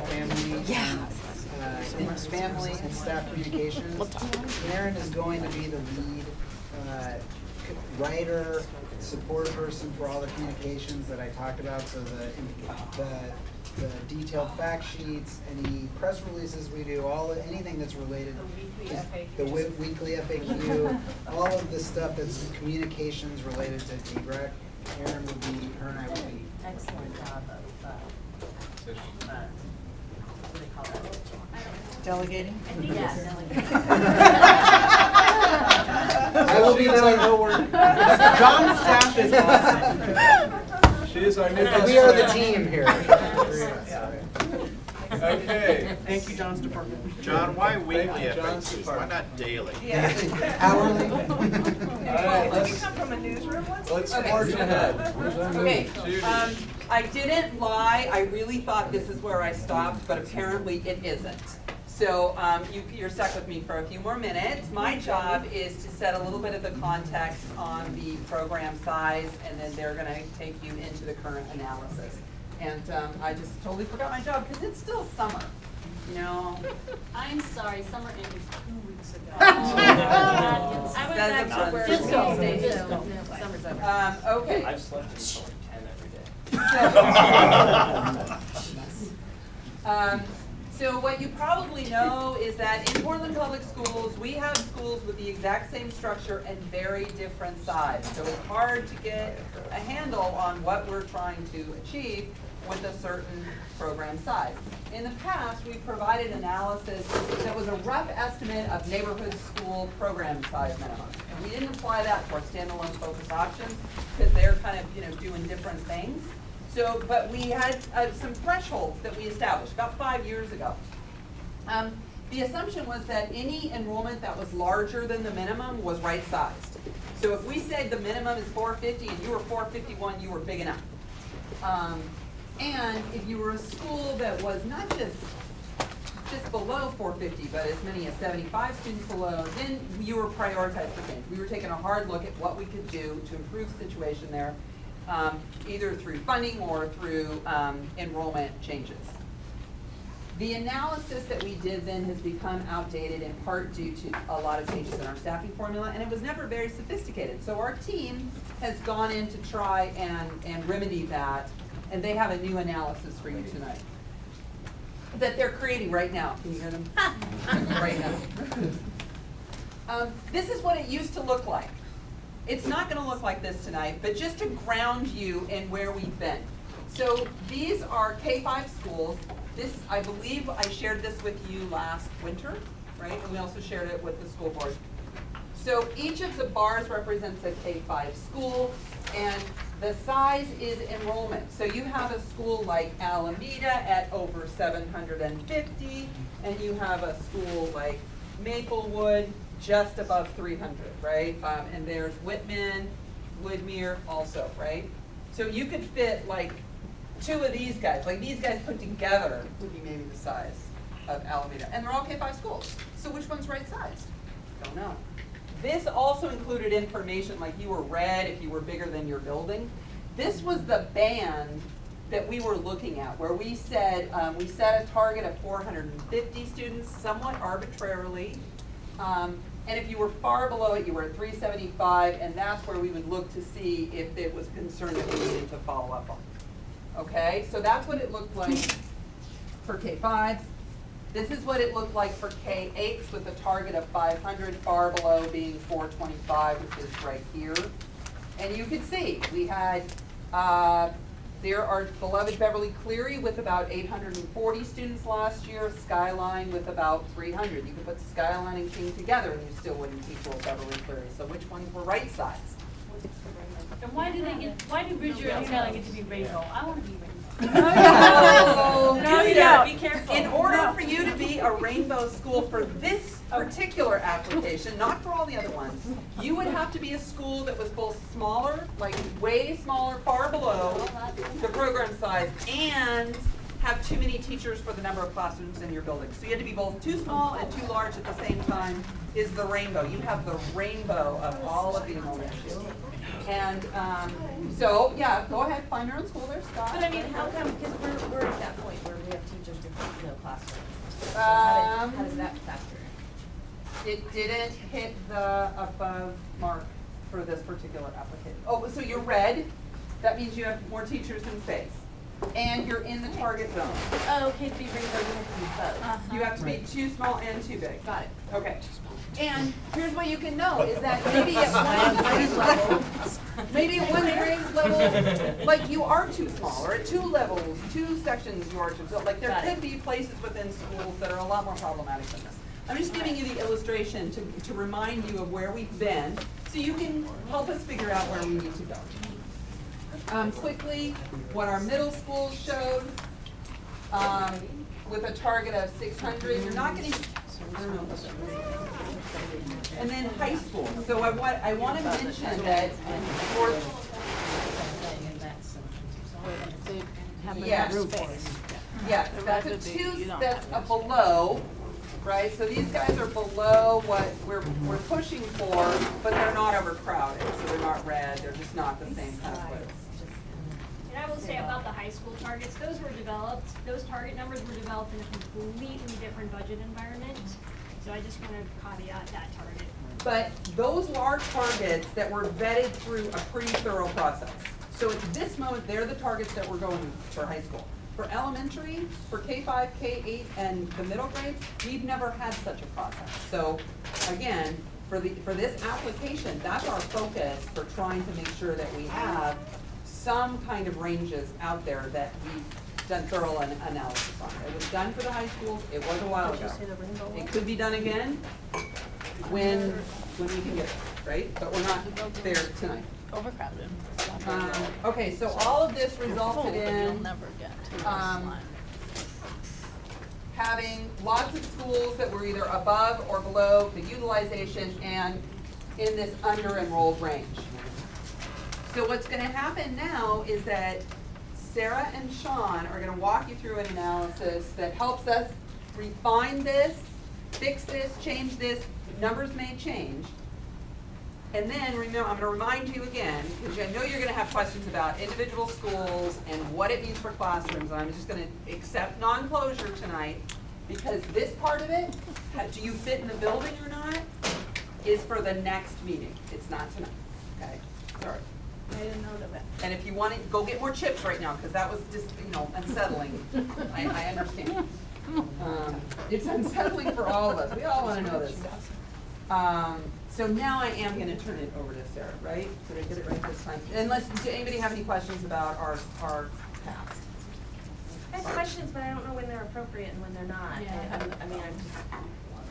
One, you said that the focus option things are standalone, but it was also part of the survey that those be looked at. And I'm just curious if that's being looked at the same time that our analysis is being done. Okay. Because they are part of the Yeah. problem and the solution. So allow me to clarify that. Thank you.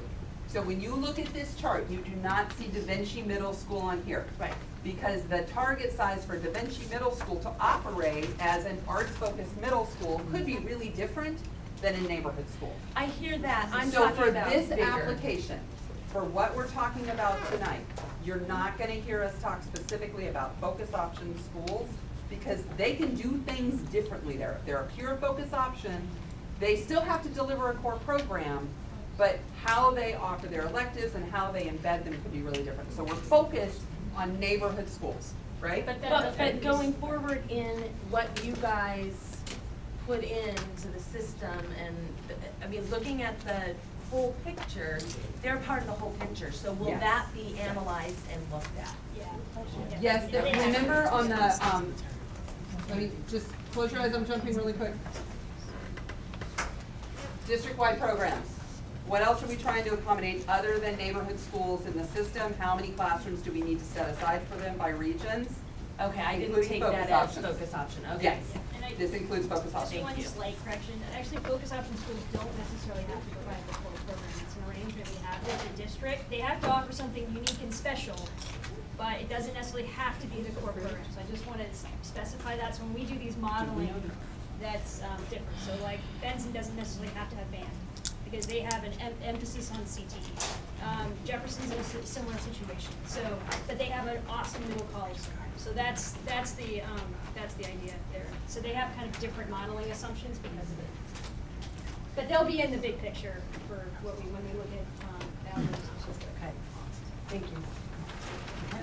Okay, so this, so just to introduce myself, because I don't know if I've officially met everybody. My name is Sarah Singer, and I'm part of a department called System Planning and Performance. And Sean Helm is part of that department, and Sean's sort of our leading, kind of, I would call him the district's leading technical expert. And so he's done a lot of modeling, and we work together closely on this. We're also very literal people, so we read the D-BRAC values framework, and this is what you said, and so you asked us to define, I think we call them attendance targets, and so that's what we're here to do. So that's what we're presenting today. I actually have the, okay. So, preferred enrollment, the question that we're addressing today, what are the preferred enrollment ranges for K-8 and K-5s? And then how were these ranges determined? So basically, we're taking what Judy just presented, and we're updating it with kind of new information, better information, information that reflects our current state, our current budget assumptions for K-5s and K-8s, as well as our current assumptions about what the core program is, which has changed over time. It's actually more aspirational now. Yeah.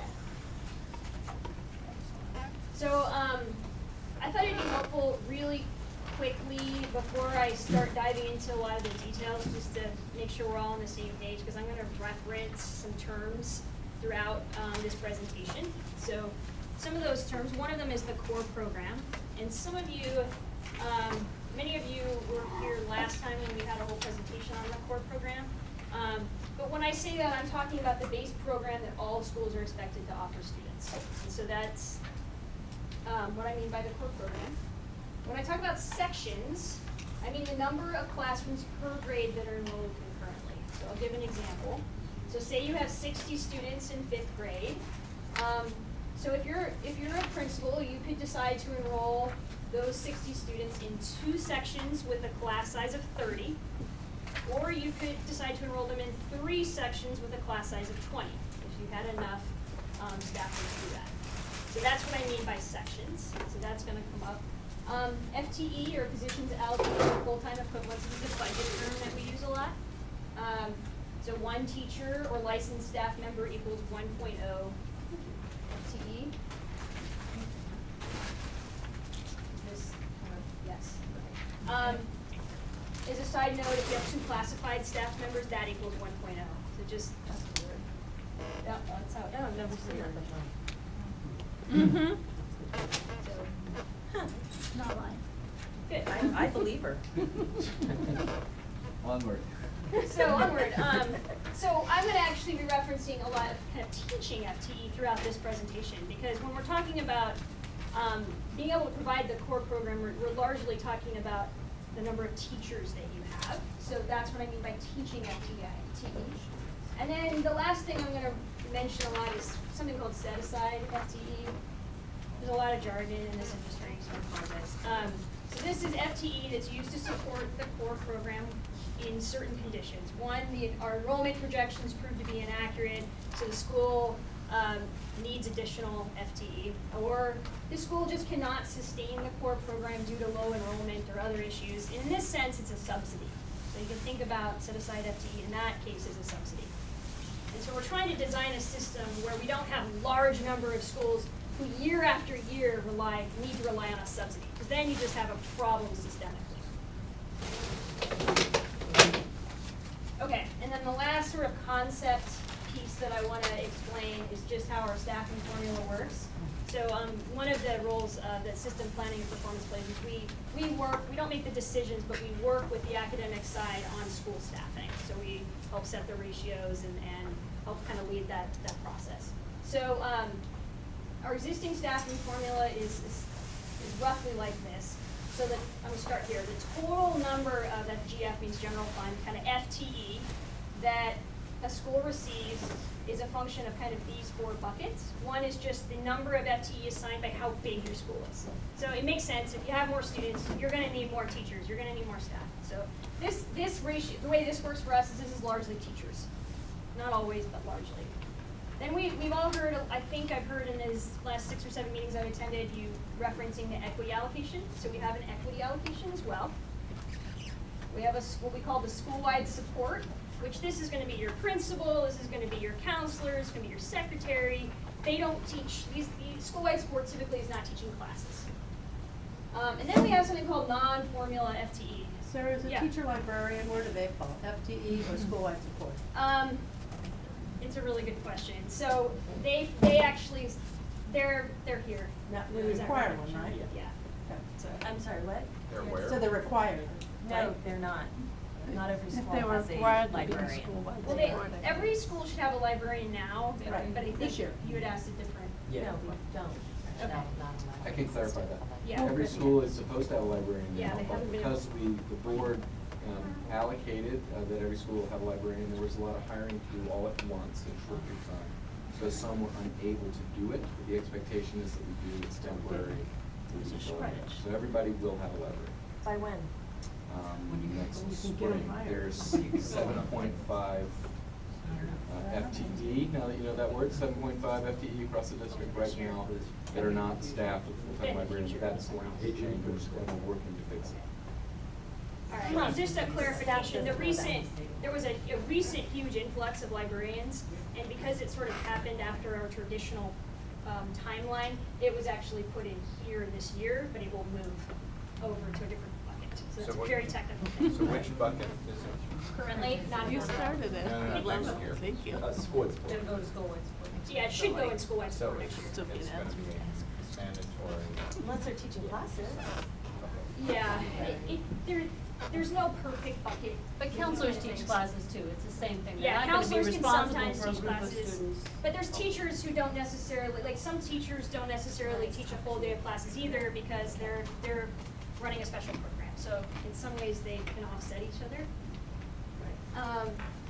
So I want to talk about the non-formula FTE because this is an important one. So this is where, like, if you need a subsidy, that would fit in there, right? Or the set-aside FTE would fit in non-formula. This is also where sometimes you just have programs. Some of our focus option schools are like this. Benson's kind of like this, where you have a special program. And it's just more. The formula just doesn't fit the program's needs, and so we put that in here. So CTE, career technical education, is a proven strategy to raise graduation rates. It's Benson's focus, but every year we just put a little bit extra FTE in non-formula because we know that CTE needs lower class sizes for safety reasons. If that makes sense. So there's a whole host of kind of non-formula. There's also where we also have something that we provide focus and priority schools. So these are schools that have kind of a state designation status. They receive additional funding as well because we need them to pop out of that focus and priority school status, and that FTE is in here too. Okay? Is there like a grace period before they come out of that status? Is there a couple years? Well, so far, once you've been in it, because this is a relatively Oh, so you new haven't status, had so we that haven't even had that. experience. Yeah. So we're looking at like, I think it's more than 20 FTE just based for that. Not non-formula, just the focus and priority. So these are big buckets. Title I, would that go non-formula? So this is general fund FTE. Okay. Yeah, so there's a whole bunch of other funding that I was just, Okay, this that's is fine. totally to simplify the 79 sources that we have. Okay, so here's, how did we determine enrollment ranges? So this is our methodology. So the first thing we did was you find a specific enrollment size, and you say, okay, so you're a 500 student K-8 school. How much FTE would you get given the district's current staffing formula? So you notice the first assumption there was the current staffing formula. So this is all based off of our present day budget. So that's the first step we did. Then we compared the number of the teachers that school got basically to the number that they need to be able to offer the core program at a reasonable class size, or what we called at, I guess, at the most optimal class sizes possible, and we'll get to that, what that means. Then we complete this, so that was just, you're just taking a school here, right? But you basically have to do that for every possible enrollment size for K-8 and K-5 configurations. That's computer generated. Sean, last time I looked at your spreadsheet, there were 35,000 lines of data, because it just kind of runs itself. And then you look at the output, it pops into sort of a visualization, and by looking at that visualization, you can visually see which enrollment ranges are the most sustainable. And we're using sustainable based on class sizes. So again, we'll get to this, but that's the methodology in a nutshell that was used. Okay, so critical assumptions regarding our preferred, we're calling preferred enrollment ranges. So within a preferred enrollment range, the following would occur. The currently defined, so another assumption, core program can be offered to every student. So that would happen. The core program can be offered at class sizes at 30 students or less. Okay? I'm not saying this is where we are today. This is a theoretical model that we're building, okay? And then the core program is offered in a way that allows teachers the planning time that they need to have and the planning time that's required as defined by meeting all the contractual obligations with our teachers' contract. Okay? So this is a really important assumption that I'm going to talk about right now.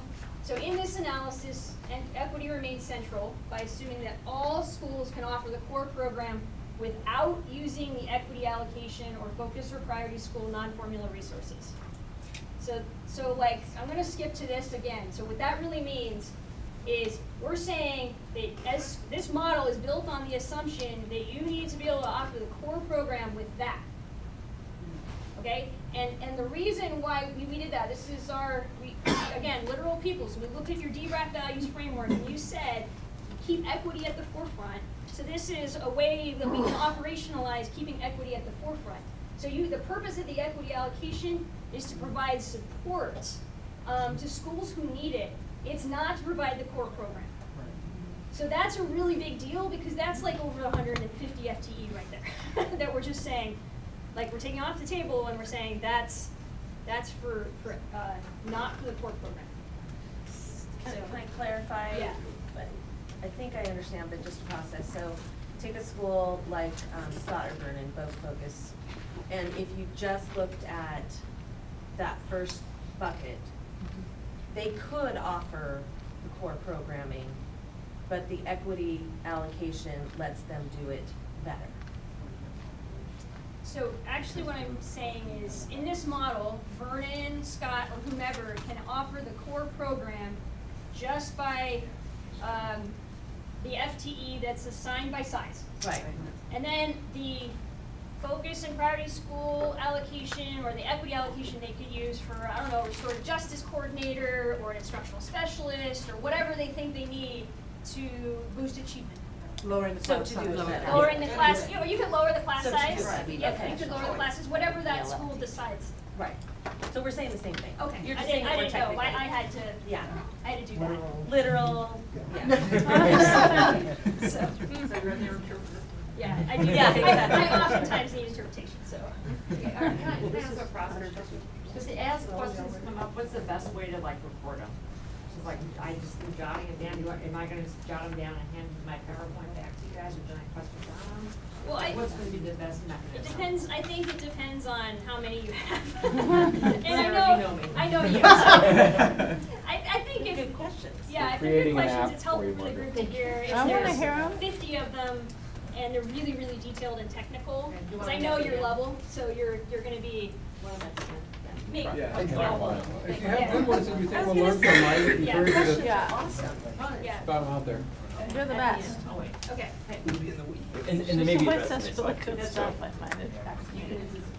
All right, so another thing that you should just be aware, this analysis does not show the class size impact from other funding sources. So it's possible that you'll have special ed funding or ESL funding or foundation funding or Title I funding or grant funding in a school, and that might be helping to reduce class sizes. That's not reflected in here. So we're just talking general fund. Okay. I already did that. Okay. So I'm going to talk about for specified enrollment. So I'm going to go to step 1. For a specified enrollment, determine how much teaching FTE will be generated given our current staffing ratio. So, okay, we're going to run through an example of a K-8 school at 500 students. So I'm going to take one school and just kind of run it through. So based on our existing K-8 staffing ratios, this school receives 22.25 teaching FTE. So we are a district that believes in fractional FTE allocations. And part of that is because we have found principals to be very creative in being able to use those fractions. Other districts, and I think maybe this is easier to communicate, but some districts might round up to 1 or round down to 1. It can get kind of chunky, but it's certainly easier to explain, but it maybe isn't quite as efficient. So that's how we do it. I already said that this FTE doesn't include FTE from the equity allocation, middle school, Title I. Just a note, middle school and K-5 schools all have different ratios. So, and we're using the existing ratios. So our K-5 and middle school kids would receive less teaching FTE as a result. So we actually buffer our Ks a little bit more. Okay. So we did that. So step 1 complete, it's 22.25. Now we have to compare the number of teaching FTE allocated. Basically, we need to figure out how much we need to offer the core program.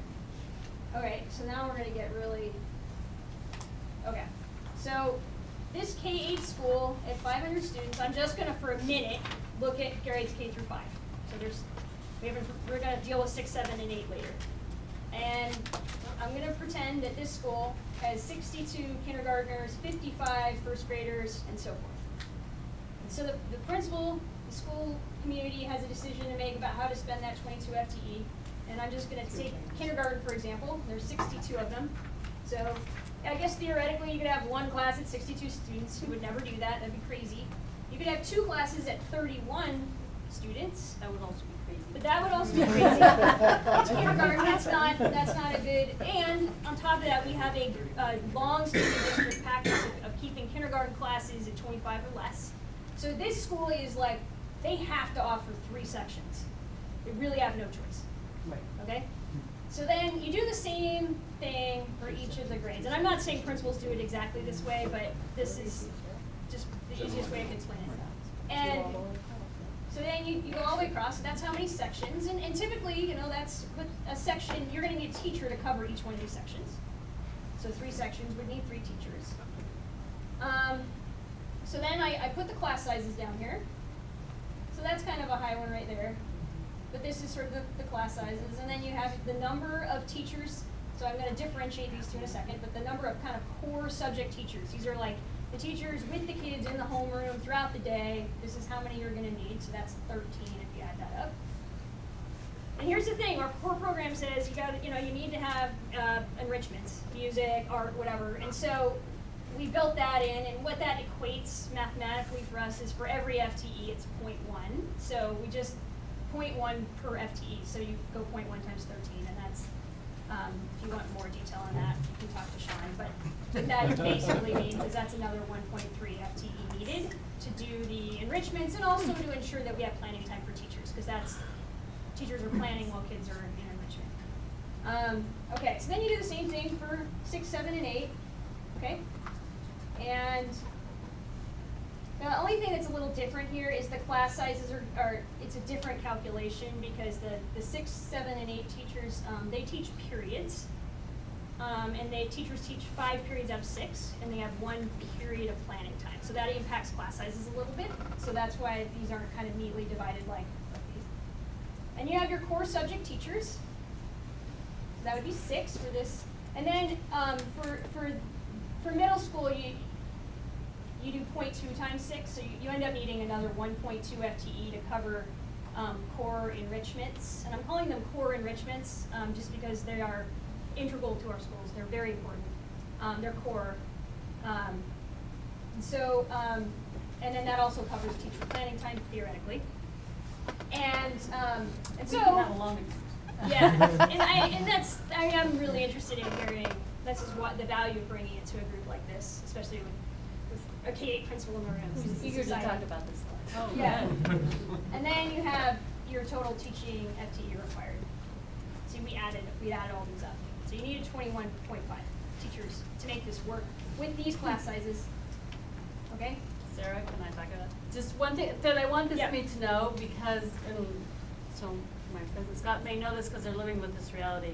So what happens with 7th and 8th graders is there's the option to take compacted math. You know where I'm going with this?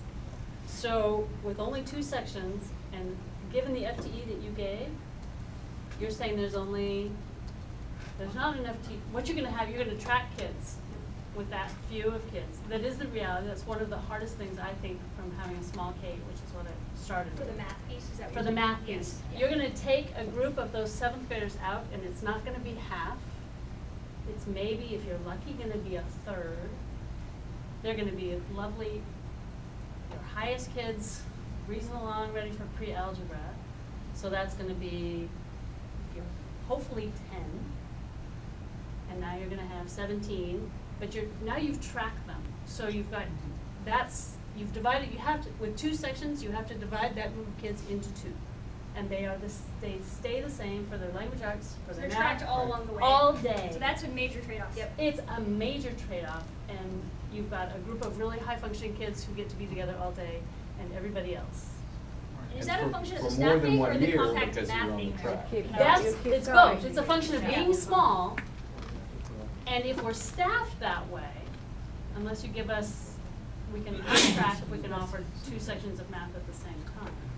But if we can't, then lots of small K-8s end up tracking their students. Whereas the middle They school, where end you up have what? that special Tracked. ed, they're not tracked. Your compacted kids Well, and the stay and the together go-to wasn't necessarily all day. FTE, it was They drive your computer schedule, courses. and So you But you didn't can have also have, FTE. Sasha. I just want to say, and there are other complexities that this was chosen a clean 500, but if you have 400, the math's very different. You can have a bubble moving through, so I wouldn't get too buried in it, because this can look really almost an infinite amount. And I don't of- wanna big it, but I detail. think that's a conversation around what is the optimal size for K-8s? Yeah, Because that's you a end good up with point. these very small group of kids who have to spend the whole day together. And Not at the mid-level Well, yet, it also so raises we're the not question if quite we should have complex Ks. yet. well, but that's, yes, I mean, there's a Yes, size that to would it, be and quite complex. That's it gives one you no conversation. flexibility. So that's a piece, I don't know where that figures as we look at that, but that's a piece that I think is part of our Yes, discussion. that's really important. Thank you for that. Tony. Wouldn't that figure in the modeling and the grade configuration piece, you know, the comparison of a K-8 at 3 sections as opposed to 2 sections, and what are the advantages of being able to offer the full program requirement? Right? True, That's 3 what that- sections makes a huge difference. Right. Yep. So But I think we'll when get you're there. analyzing the pros and cons of a 2-section K-8 versus a 3-section K-8, I think that's a really important thing. Am I hearing that Yes, right? Okay. absolutely. Yeah, but can I ask, just out of curiosity, how realistic is a 3-section K-8? We're at, that's Really? us, I'm one. And it- Yeah, What do you but mean that was, facility-wise? facility-wise. Next meeting. Next Next meeting. meeting. Right, Just no, bringing and that up is. it's a very That's good a question good- to ask, because I think that's It's a part of good it. foreshadowing for There's next also next time. Custody and language immersion being one of the.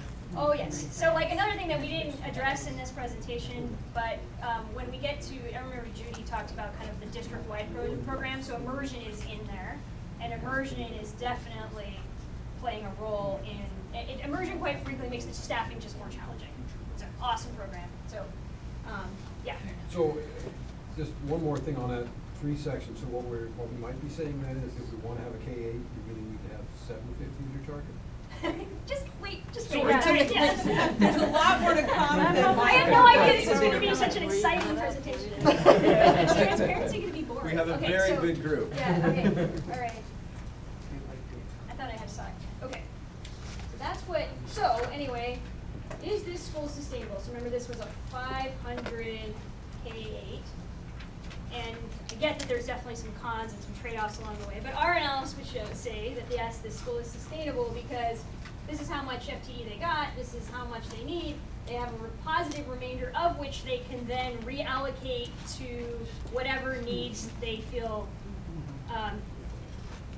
Yeah, and there are scheduling complexities that this back of the envelope analysis doesn't take into account, and we just acknowledge We know that, but not everybody knows. Yeah, and we're acknowledging that. I think we're starting to get it. Yeah. And recall that the objective here was to come out, like step away from the school experience we're in right now and just see what you get. Remember, there are 35,000 rows in this analysis, you just saw one. We're not gonna show all 35,000 tonight, but you may wanna know, You just I saw mean, we could. a partial of one row. Right, but we do wanna get to the point in a few minutes where you get a sense of what the big takeaways from that was, right? Like she's heading towards some takeaways from the whole thing that might put these pieces together. And that still won't address all those complexities. So this works if everything's smooth. Right. And we're hearing, is smooth not the rule, is smooth the exception, and not Yes. smooth the rule? Yes. Okay. Yes. Okay, I think that's proceed. true. Yeah, I think that's true. Okay, so now the next example I want to run you through is, let's just say we remove 5 students per grade level at this school, so now the total enrollment isn't 500, but it's 455. Is it sustainable now? That's the next analysis. So we do the same thing, and I'm going to skip through this part if that's okay, but it's the same analysis.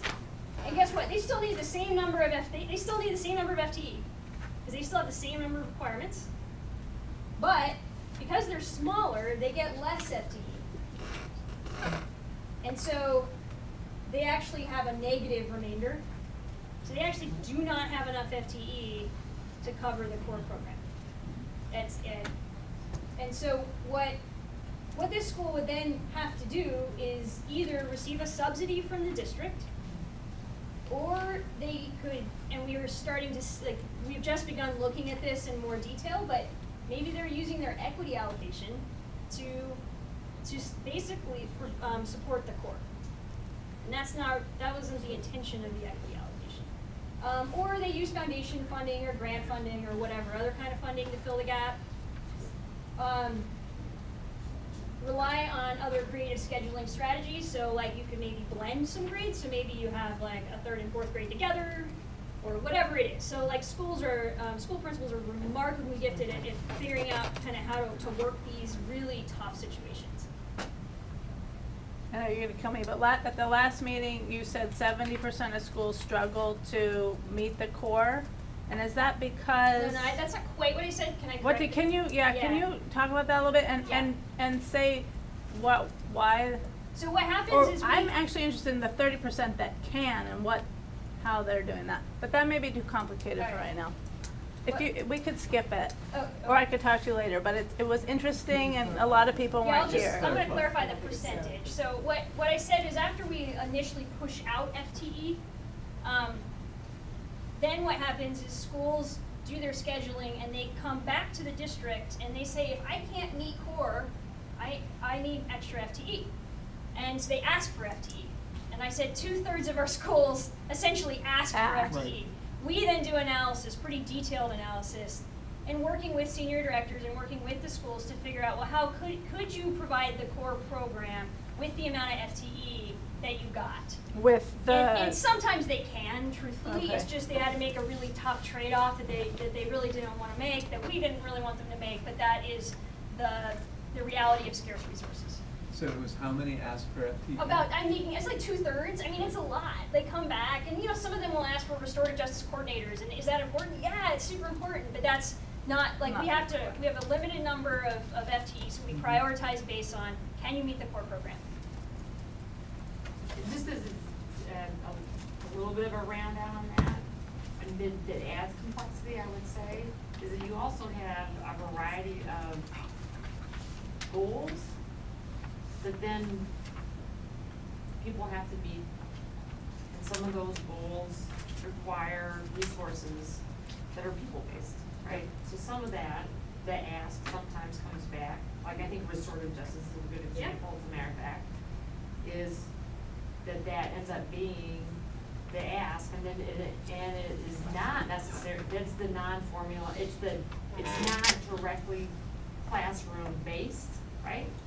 So it ends up being, it would fall into that original string of either under support, school-wide support, or non-formula FTE, right? And so it would be outside, that ask would be outside the general fund ask anyway. Yep. Yes. Yep. And I will say, because I've been involved in this process for quite a while, and I will say this last year, even though 2/3 of the schools came in and asked, a lot of them weren't actually core program requirements. A lot of them were more about things like restorative justice coordinators or instructional specialists. And partly, I believe that's because the last couple of years, we have actually improved our staffing ratios pretty substantially. I'm not saying they're where they need to be, but they are significantly better than they were 2 or 3 years ago. So we are noticing a difference when we get those requests coming in. They're kind of a different nature. I was kind of just more thinking like for the ones that aren't asking, what is it about those schools that make them seem to be functioning?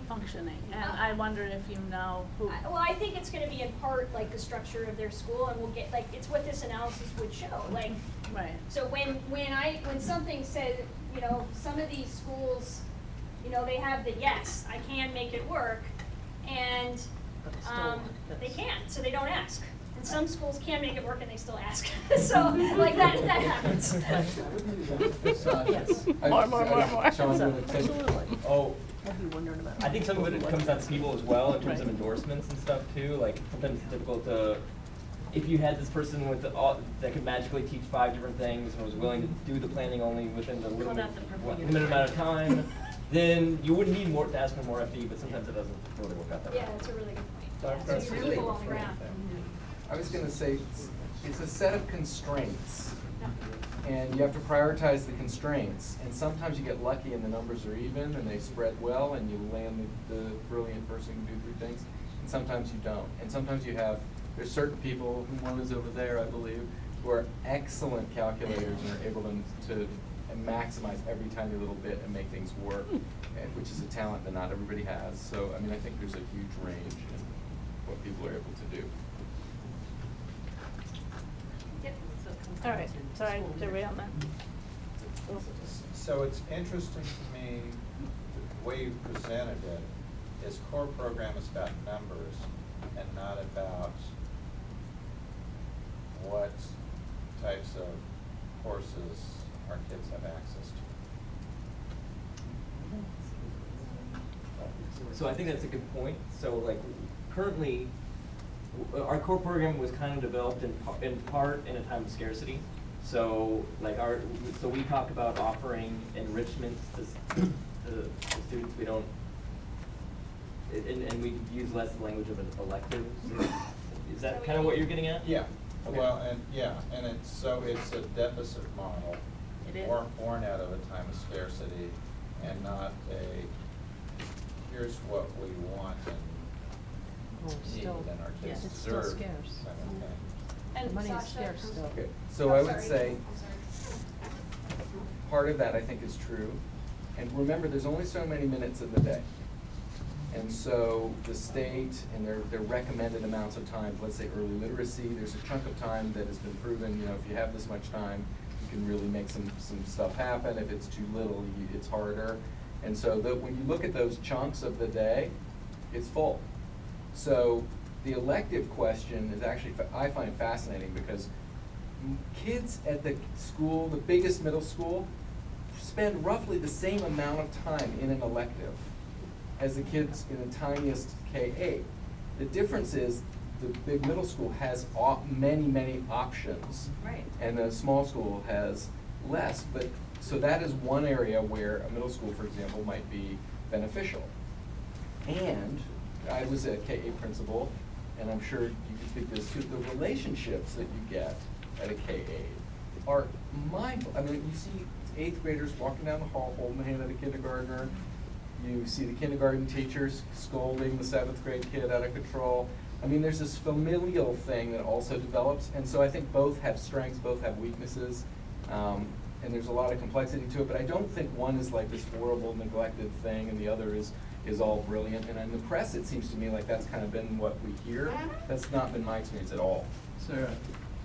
And I totally agree, there are wonderful things about it, but kind of to our conversation of one of the things that happened, and I talked to Sarah about this earlier, is when you get these, so when it says, if you go back to that slide where it says 1.2, and I am looking for a science or a Spanish teacher I can't find little pieces of staff. So you also end up with an inequity if you may, on paper, I'm gonna try and, but I can't find the teachers to do it because it's. Economies of scale do. They do make a big difference, and there is that sweet spot where it all comes together, and finding it is the tricky piece. So I'm starting to get nervous about time and getting through it. We have Kim and Margaret with hands up. I have to give a counterexample to what Sasha said. I agree completely. I'm struggling with that as a K-8 teacher because the relationship piece at a K-8 it's phenomenal. But unfortunately, what's happening is, yes, you have kids that don't have options like they do at a middle school, and yes, maybe they benefit from that relationship, but they are the same kids that are getting less opportunity across the district. If you look at it, it's, you're adding complexity because what if they have to have sped hours? What if they have to have ELD? You've just tracked their schedule even more. But with those hours, you'd have the same thing in the middle school, because there's only so many minutes in the day. They wouldn't get more electives if that kid is. There are more minutes in the middle school schedule. 15 minutes? Yeah. 15. I'm just saying. So Everybody wants their minutes, man. I'm just saying that it's we've got underserved populations being disproportionately Resources are scarce. affected. Okay, so That's what it One is. thing about this, We've I've got a got- kid, I've got a kid in a K-5 and I'm a kid in a K-8. And I don't actually think one kid has a better program than the other kid. They will end up with different costs and benefits. And I think for some kids it makes a hugely dramatic difference. But if I thought one was better for universally, this is the better thing, I wouldn't sacrifice one of my kids. I don't actually. I think that for some kids, certain things really matter, and for other kids, other things matter, but you have to, and unfortunately, each family doesn't have that option of deciding, but I had the fortune of saying, from my perspective, my kids have strengths and weaknesses and pros and cons. They're not perfect, they struggle in their own individual ways, and neither of them is damaged by going teach structure. Right. That's not universally true, but I also think it's not universally true that one system is inherently. One may be harder, but it's not damaging. It's harder to manage for sure. No question there. I'm told Sarah has some big ahas for us, and I'm terribly scared as a group we aren't gonna get to them. So let's forge ahead, Sarah. So the next steps I combined, which is you do what we just did, but you do it for every enrollment size. And then you analyze the set of data. And so it ends up looking like a big sheet, a color-coded sheet, okay? And Which we can make available. we can make available. We actually did a dress rehearsal and presented this first, and everyone looked at us like we were stairs, so we decided to completely redo everything. So, but basically, what we did find is that certain enrollment ranges are not as able to offer the core program without either receiving subsidy or increasing class sizes to above 30, or some class sizes to above 30, so that's what this red would mean. And that there are certain enrollment ranges that are more likely to be able to offer the core program. So the first analysis, and is the first finding, for K and K5s alike, there are enrollment ranges that are preferred. So I just want to highlight that word ranges, because I think in the past we looked at minimums. This is actually significantly different, because what we're finding is, you can work at at 500 but not 600. So it's interesting. That is a different way of thinking about it. So that's the first finding, and there's a kind of an error here. So two, at a K-8 enrollment range of 700 to 810 students, this would support 3 sections per grade level. I think that's preferred because it allows PPS to offer the core program to all students while also mitigating many risks associated with enrollment fluctuations that routinely, getting to the point of, occur at individual grade levels. And this range may also result in more elective choice for students. So that's the finding number 2 for K-8s. Finding number 3 on K-8s, PPS can also sustain a K-8 program at an enrollment range of 470 to 540, and that would support 2 sections per grade level. However, at this enrollment range, the school may be less likely to absorb enrollment fluctuations and or lack of retention across grades. So they're more, you notice this band is narrower, this range is narrower, so it's easier to pop out of the range, and that creates a lot of problems for us. And then if you can't absorb these fluctuations, then we're back into the same place that we were. We have to give subsidies, we gotta figure out, we gotta tap into the equity allocation, we gotta find whatever it is. And so that's finding number 3. Okay, K-5s are really interesting to me. Or they were for me. Sean was not surprised at all. So we're shifting from K-8 to K-5. K-5s. Yeah, we spent a lot of time. So there are three sets of K-5 enrollment ranges that are most preferred. And 330 to 360, 500 to 550, 670 to 720. So this is, it was interesting to me because these enrollment ranges are fairly narrow. They're narrower because there's only 6 grades. So mathematically that would make sense. Another point is K-5s have a different ratio than K-8s. So just keep that in mind. You're looking at a different funding formula, essentially. So if you, like an obvious point, I'll just state it, is if you have a better budget, these ranges actually expand. So I think that's really obvious. It's very true for the K-5s.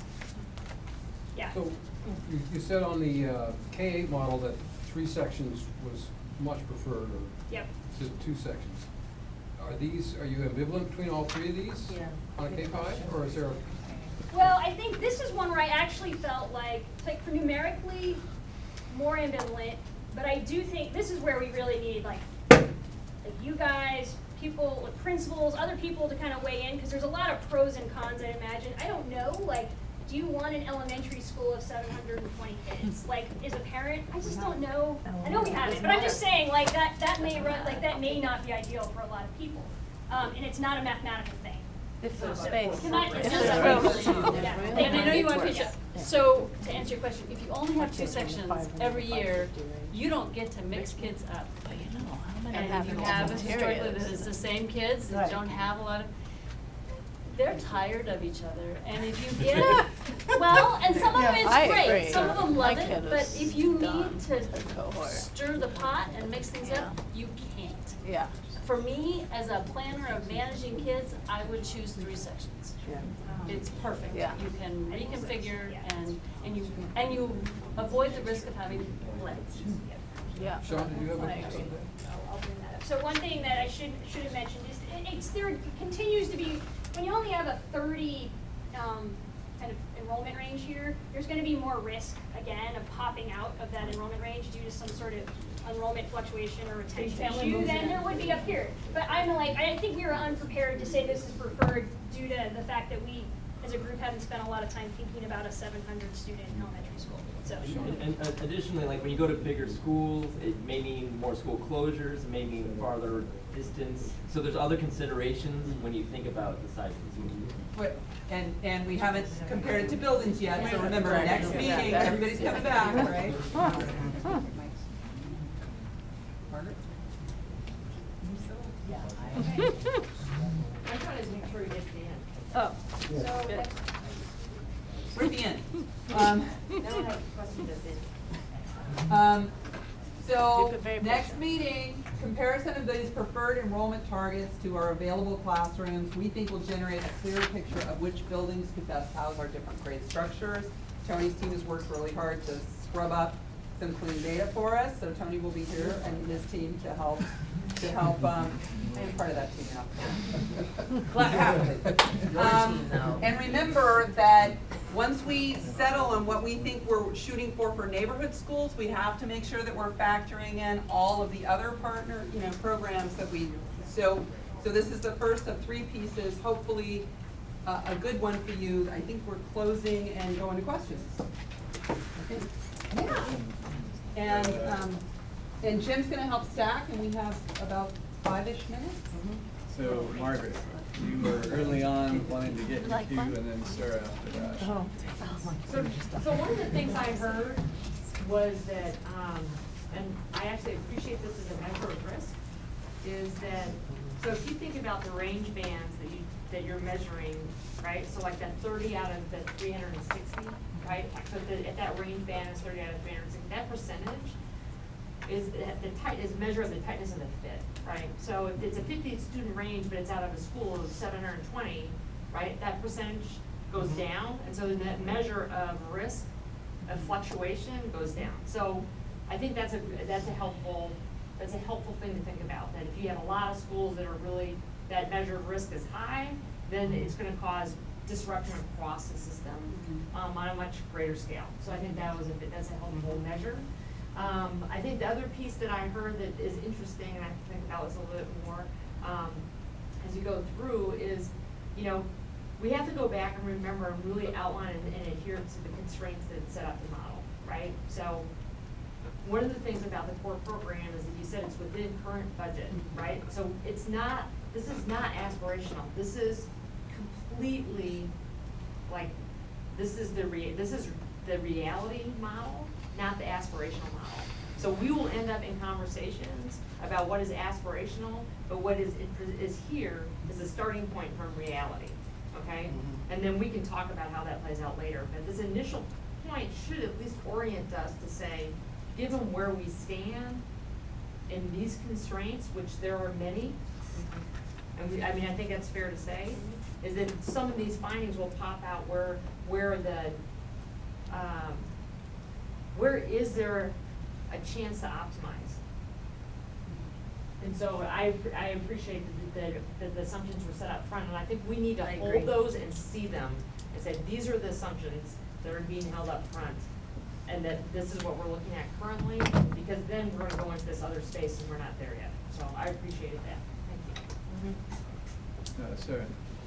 First, I want to say I love my K-8, and I'm not anti-K-8, but as I think a lot about this and go forward, I do have some concerns. And one that I mentioned to Sarah, and Sasha, I want you to, where this figures out is the new law coming into effect. I did the math. I looked it up while we were talking. In 2017, it requires for K-5 kids that they have PE 30 minutes a day. And this is where the K-8 problem is going to be huge. 6-8 is required 225 minutes a week. That's 45 minutes a day. There isn't a K-8, I don't believe, right now in the district that can meet that requirement. So where that factors into this modeling, I think, is a part of our discussion, because it's a state law. I don't think it's gonna change. I don't know. Oh, we've had 10 years to implement. But I don't want, right, we knew it was coming. We shouldn't make all these plans and then, oops, next year, guess what? Does that make sense to worry about? I totally agree. So Tony, Scott, Kim. I just I don't get caught up in the argument over what model grade configuration is best. It is a fact of reality, and what's gonna drive it for us is our next discussion around what our buildings can actually support.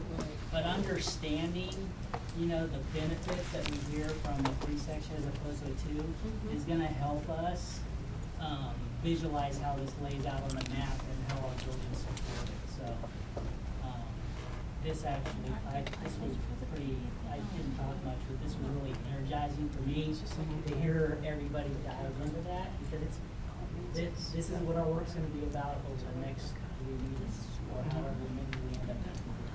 Scott?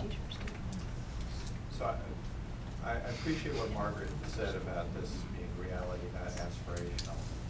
But I also think it's important to spell out what that reality is in terms of programs. Because there might be a pushback towards larger schools of whatever grade configuration to be able to provide a little more programming in that sense. I don't know if that makes sense. I see where you're going with that. Yeah. Or you have a K-3, right?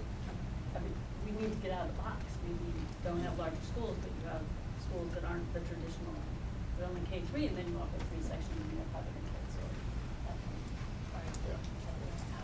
Kim?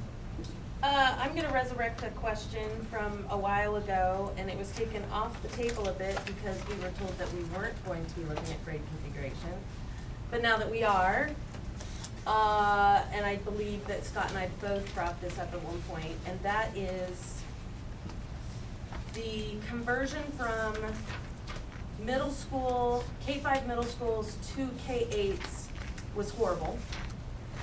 And it was admitted afterwards, yes, that was poorly done, we need to do it better, we need more time to implement it. So if we're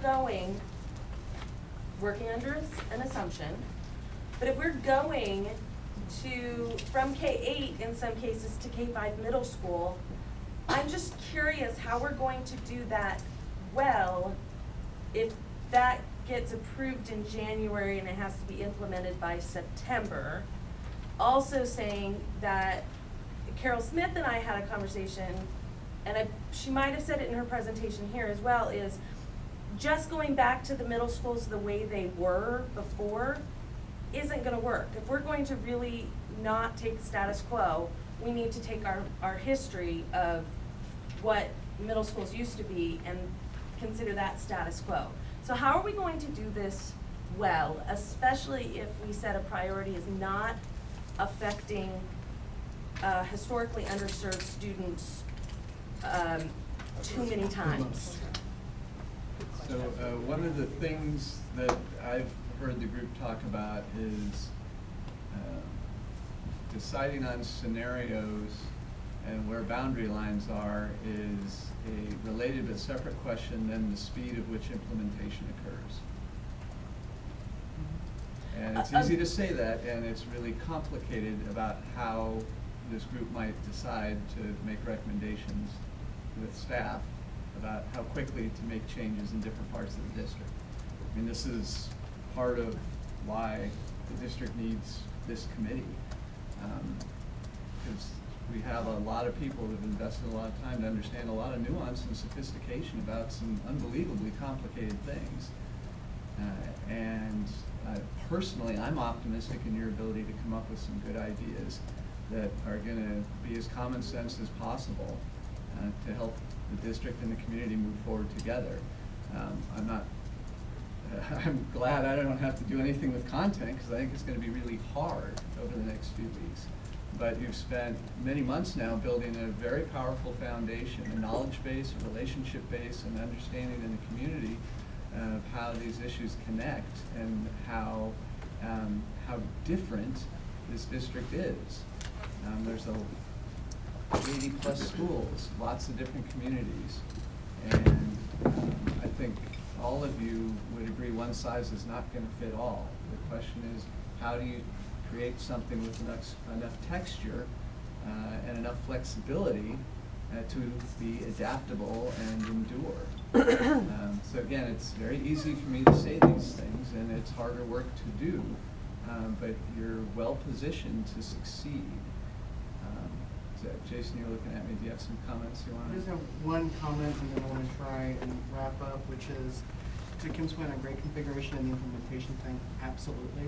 Because I suspect a lot of folks who are at grade 8 now lived through the conversion when it was starting, and so the wounds are still pretty fresh. Well, and it's not just the wounds, it's doing it well. So one thing I would offer to that is, as we get into the fall and we're doing our community engagement pieces, and we're specifically doing meetings in areas that are going to be affected, and particularly buildings that are going to be dealing with grade configuration. One of the things I would offer is, how do you frame that community engagement session at that building in a way that says, yes, here's, your community's gone through this problem historically. How do we help build an effective transition plan that will help your community get through this successfully? We've gotta have the teachers involved because they have the expertise. That I agree, but I would use that community forum as an opportunity to hear from them directly, but focus it in a way that says, have them help us build it so it's successful for them. And this committee, except for a minority or two viewpoint, is on record in our framework as saying full speed ahead, not flexible speed. Within the constraints of. Just, Well, yeah. just saying. It Okay. should be full speed ahead within right. a well-thought-out plan. Absolutely. That was, So let's, so. It doesn't mean just the, run willy-nilly. go quick. There'll be a lot more to come in the next few meetings on all of these topics. And this is the kind of thing that there'll be a strong desire to try and find perfect solutions. And your unenviable position will be to find solutions that are good enough to work well enough for now. And part of the ongoing work will be to perfect it in the years to come. So so I think I want to turn it over to Jason for So, a wrap up. to wrap up, two things, if everyone would fill out their exit slip, because one of the things you saw in the PowerPoint is that the presentation at our meeting on September 3rd is described as a comparison of preferred enrollment ranges to available classrooms. So one of the things that would be helpful for, I think, staff that are putting together the presentation is, what are you hoping to get out of that presentation so we can make sure that staff are delivering something that's going to be both informative and successful for everybody. Second is, as you all know, on the agenda are a list of proposed meeting dates for September, October, and November. I've already gotten some emails today that meetings on Thursdays in October are going to be difficult for them because they have prior standing commitments. So one of the things I need to start figuring out is, I need to figure out what days of the week from meetings in October and November are going to be most effective so that I have every member able to attend D-BRAC meetings. So if a Thursday doesn't work, which day of the week works best for you? And so I'm going to survey members as well online in the next couple of days, and I want to hopefully have this locked up by our meeting in September so that we can get those dates finalized and on our agenda so everybody knows. So if everyone would fill up the exit slip with that information and info for us, that would be great. And thank you all very much. Thank you, everyone. I haven't put